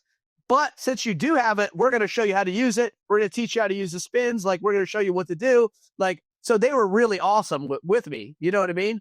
And then for the rest of that time, I was able to talk to aircraft almost every single day, which is kind of cool. Which is huge, especially in that type of flight, of being able to pull 64s out of the air or Cobras or whatever it was, especially in that region. All right, dude, fantastic. Fantastic. So now you got a 117, you're armed to the teeth. Tell me what happens next. So they're like, we're leaving Mosul. So our battalion became the QRF for Iraq. Like, we went, because everybody, I mean, seriously, after this battle and after everybody found out what the Strykers could do, they wanted us everywhere. Like, we were in Taji. We were down around Fallujah right about the same time you guys were preparing for Fallujah too. We were like everywhere, like down in Babel. Like, we went all the way down south. Like we said earlier, have guns, will travel. Right? We went on raids everywhere. Now, didn't get into as much of the kinetic, like, firefights and stuff. Like, I'll tell you, like, rolling around in the desert down south, I was like terrified of IEDs, because that's where all the videos where you saw the people getting blown up. Yes, exactly. Yeah, so we roll around down south for about a month, and then we went to Camp Cook. I don't know if it's Camp Cook or Kataji or whatever people call it, but we rolled into there, and then the unit that was replacing us was another Stryker Brigade. It was the 2nd Stryker Brigade from Fort Lewis. They were from 125. They came in and we ripped out with them and signed over all of our Strykers and stuff. And then we flew home. So how long was this deployment for you guys? It was 13 months? No. It was like 11 months in Iraq, like 12 months total, 11 of them in Iraq. So wow, dude, that's a long time. Like, I get it. Like, man, the Army guys, dude, I would do 7 months in Iraq and be exhausted by the time that we were done. Because just being on that edge, and you guys doing 11, 12 months out there, man, my hat's off to you guys for kind of dealing what you had to. And then especially going back to the States and in the middle of it, or somewhere near the middle of it, and then coming back into it, it was good for you guys. Hats off to you guys for what you guys did over there. And it's just incredible. And 2 things, like, I went back to Mosul, to Fa Marez, for 15 more months on my 2nd tour. Jeez, I'm not even joking. When I first got there, I got handed the keys to the same container I was in for the first deployment. You're like, oh, God, we've come so far, but right back to where we started. I was like, you got to, well, the 2nd time I was the targeting NCO for all of northern Iraq, for MND North. So I got to do, that's a story for another time, but I got to do some real damage. I like to say that ISIS exists because I was there. We'll just put it that way. But, and then the second thing, dude, after we left Mosul, like, I told you that they knew who we were. They were directly hunting for us. They waited to attack Western Mosul again until we left. Yep. If you look at the history of what happened after we left, the Battle of Mosul that took place on 7 November was 7 days to the day when we landed back in the States. Yeah. And they absolutely took the fight to those dudes who replaced us. From 125. They replaced our company with a battalion. There was a battalion of dudes that took our battle space. Wow. And they got annihilated. Like 17 KIAs and like 160 some wounded in action in the year in the same battle space we operated every day. Jeez. Okay. Oh, yeah. And they lost control of Western Mosul for a period of time to the insurgency. Like, because the insurgents went in and killed all of the police, all of the National Guard, blew up all the police stations, all the cops that had been built, and just started having these insurgent strongholds and launching attacks. Yep. The chow hall that blew up, that was our chow hall we ate at every day. And they just consolidated on it and just wanted to be able to work on this thing. Golly. Yeah. Okay, I mean, it was major operations for them after we left. Yeah, and they had to hold Mosul for the duration until 2009, I think, is when they started pulling out of that stuff. Wow. Okay, so let's talk a little bit more about your book, right? And talk about how the process of this thing. So where was the first idea that you came up with for writing a book and on this group? And what led you to that? Well, it's funny because during the deployment, we always talked about how great we were and how we were the rescue force and they're going to make a movie out of us someday. And, we kind of knew that we had done some good things and we had a big ego. But it was just talk amongst us. later on after, like, I went to Afghanistan in 2012. When I came back, I deployed. I have 36 months in combat, never got hit with one thing. And all of those gunfights and everything else I was in, never got hit with one thing. No Purple Hearts, no nothing. Like maybe a ricochet hit my Kevlar one time, but nothing crazy. And then they found a tumor in my spine after I got back from Afghanistan, and I had to have spinal surgery. Wow. So I woke up paralyzed from the waist down. They weren't sure if I was ever going to walk again. So I had this crazy transition where one day I was like in the military, and then I was not in the military anymore. Yeah. And they were like, you're going to retire and you're done. And I was like, what? Like, I thought I only have 2 more years. I was at 18. What? So I stayed on active duty, learned how to walk again. And then once my paperwork came back from the VA, I got 100% medically retired. And then they were like, okay, here you go. You're retired. I had no transitional plan. I didn't even know what I was going to do it. Like medically, I still wasn't even like fully functioned. Sure. So I spent years trying to figure out what I was going to do with myself. You know what I mean? It was some hard lean years, I can tell you. Like there's a lot of soul searching that went on during those years. I can imagine and empathize. I had always kept in touch. Now, after the war, our company did an amazing job at staying connected. Great. We built a Facebook page, and like Captain Rob, our commander, was like the facilitator of a lot of this. And he kept in touch with the guys and make sure, hey, what are you doing now? And we had dudes that went on to like senior positions. We had like dudes who are generals, lots of sergeant majors and first sergeants, and like That's awesome. dudes who had leadership positions, and we all still connected with each other. And so we talked, and if you need something, you call this number, and boom, we try to hook each other up. Well, about 4 years ago, I started writing these little snippets for Facebook. They're very badly grammar, and they were trying to reflect the stuff. And then Captain Rob, he has a podcast that he had started, Philosophy from the Front Lines, and he was like reading my posts on the anniversary of 4 August. He's like, this is what we went through from the mouth of one of the platoon sergeants that day. And he was like, he contacts me and he's like, do you care if I use it? I was like, no. And then he was like, dude, you really ought to think about writing this stuff down. And I was like, dude, I'm not a writer. Like, I'm a grunt just like you. I can't spell. And I was a terrible student in high school. So there you go. And so he was like, we had a lot of in-depth conversations. And like over the course of about 6 months, he was like, dude, you got to do it. And when my son started to get better from when he was sick, I had a lot of time left over and everybody was at school. So I started writing. And then I was like, man, it was just going to be this story about war. You know what I mean? This war story. And then it wasn't a war story because I started interviewing people. And at first everybody was like, I'll talk to you. We'll talk, but I'm not going to talk about this with you. You know what I mean? Like it was like multiple conversations back and forth. First of all, I don't think they believed I was going to do this project or be able to write it. Like I didn't think I was going to be able to do it. So it was more of catching up and getting familiar. And once they trusted, and then I would write a little bit about what they told me and I would send it to them. And I'd be like, this is what I'm doing. And then they were like, oh my God, this is pretty good. You know what I mean? Like, then more and more people started getting, it starts spreading through the grapevine. You're like, hey man, Joe's he's on a good project here. He's telling our story. Other people started contacting me. And then when Colonel Rounds got in contact with me and I got to have a conversation with him, I knew I was on the right track because I was like, man, this general's calling me up.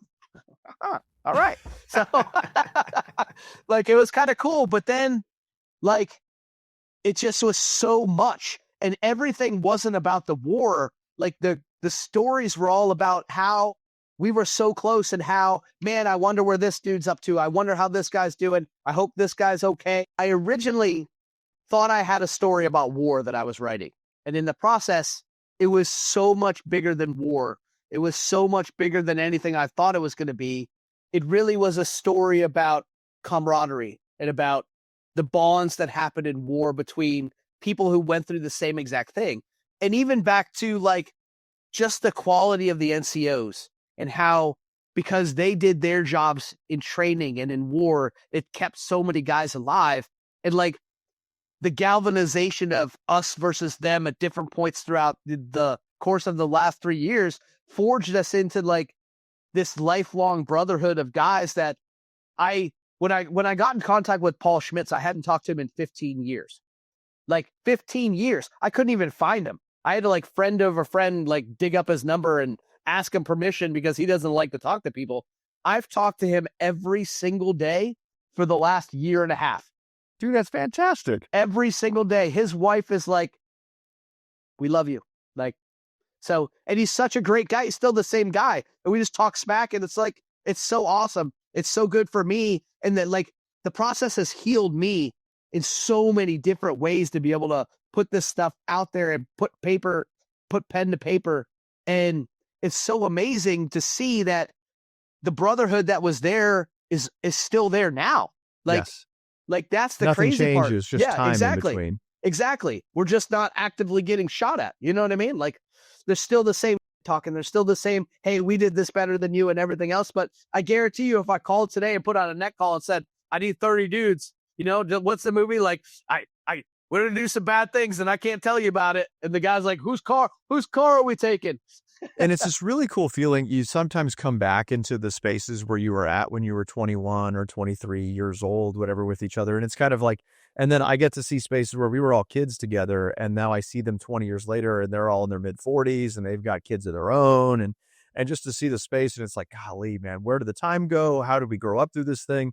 And it's really nice to see the laughter. Like when we get together, like, yeah, there's sadness. Yeah, there's tears, but man, the big belly laughs of when guys come together and make fun of each other and fall right back into the, I can't believe you thought you were shot. And yeah, you know, like that kind of stuff. Like, yeah, those are the moments that really, really tie us together. And it's this bond and this brotherhood that we have that I don't think is going to get replicated. And I don't try to replicate it. I just enjoy having those moments with this very specific select group of people.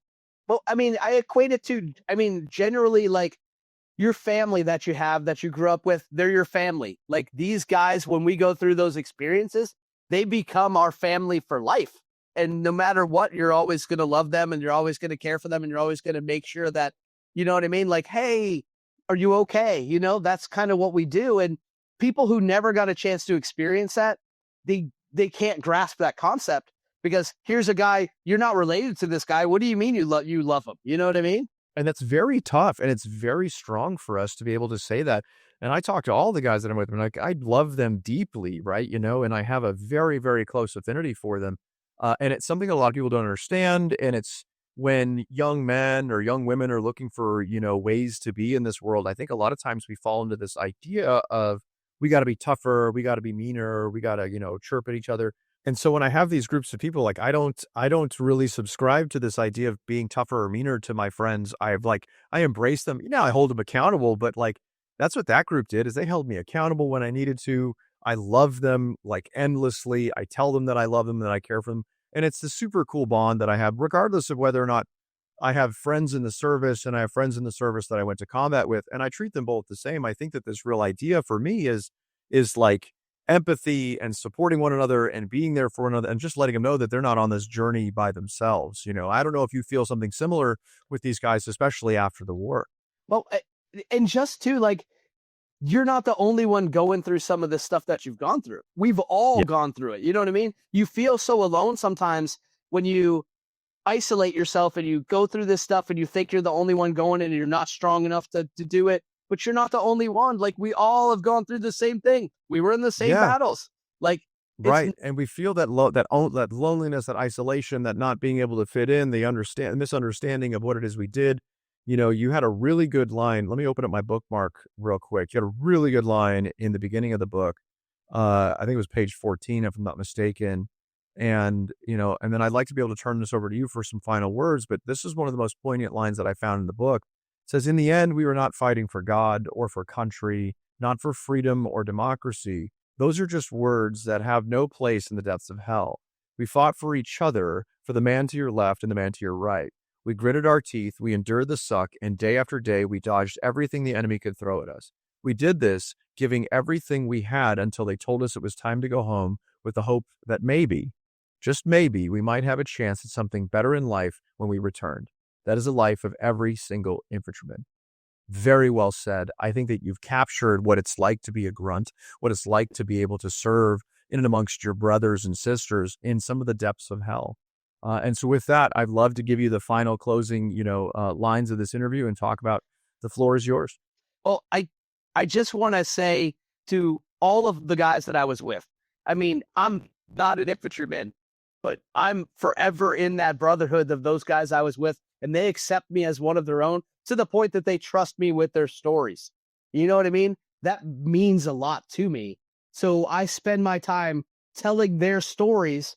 I mean, I'm just the narrator of the story. I'm not the hero. I'm just the narrator telling their stories so that their voices get out there and their story gets told and people know and understand who we were, what we were able to accomplish, and where our place in history was, for lack of better words.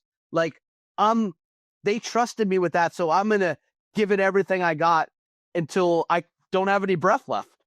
Right. I love that. And it's a bond, and it's this duty to each other that will hold with us until the day we die. Well, with that, I'd like to thank everyone for listening. And I've had an incredible afternoon working with Joe Troutman. His book is called Gods of War, The Legend of Blackhawk Company, 1st Battalion of the 23rd Infantry Regiment.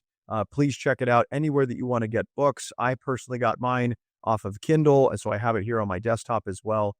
Joe, thank you so much for taking the time with us through everything and being able to share your story. And we look forward to uplifting that and seeing if we can get a little bit more detail into the story for people to share. So with that, thank you so much. And I appreciate you stopping by the podcast today.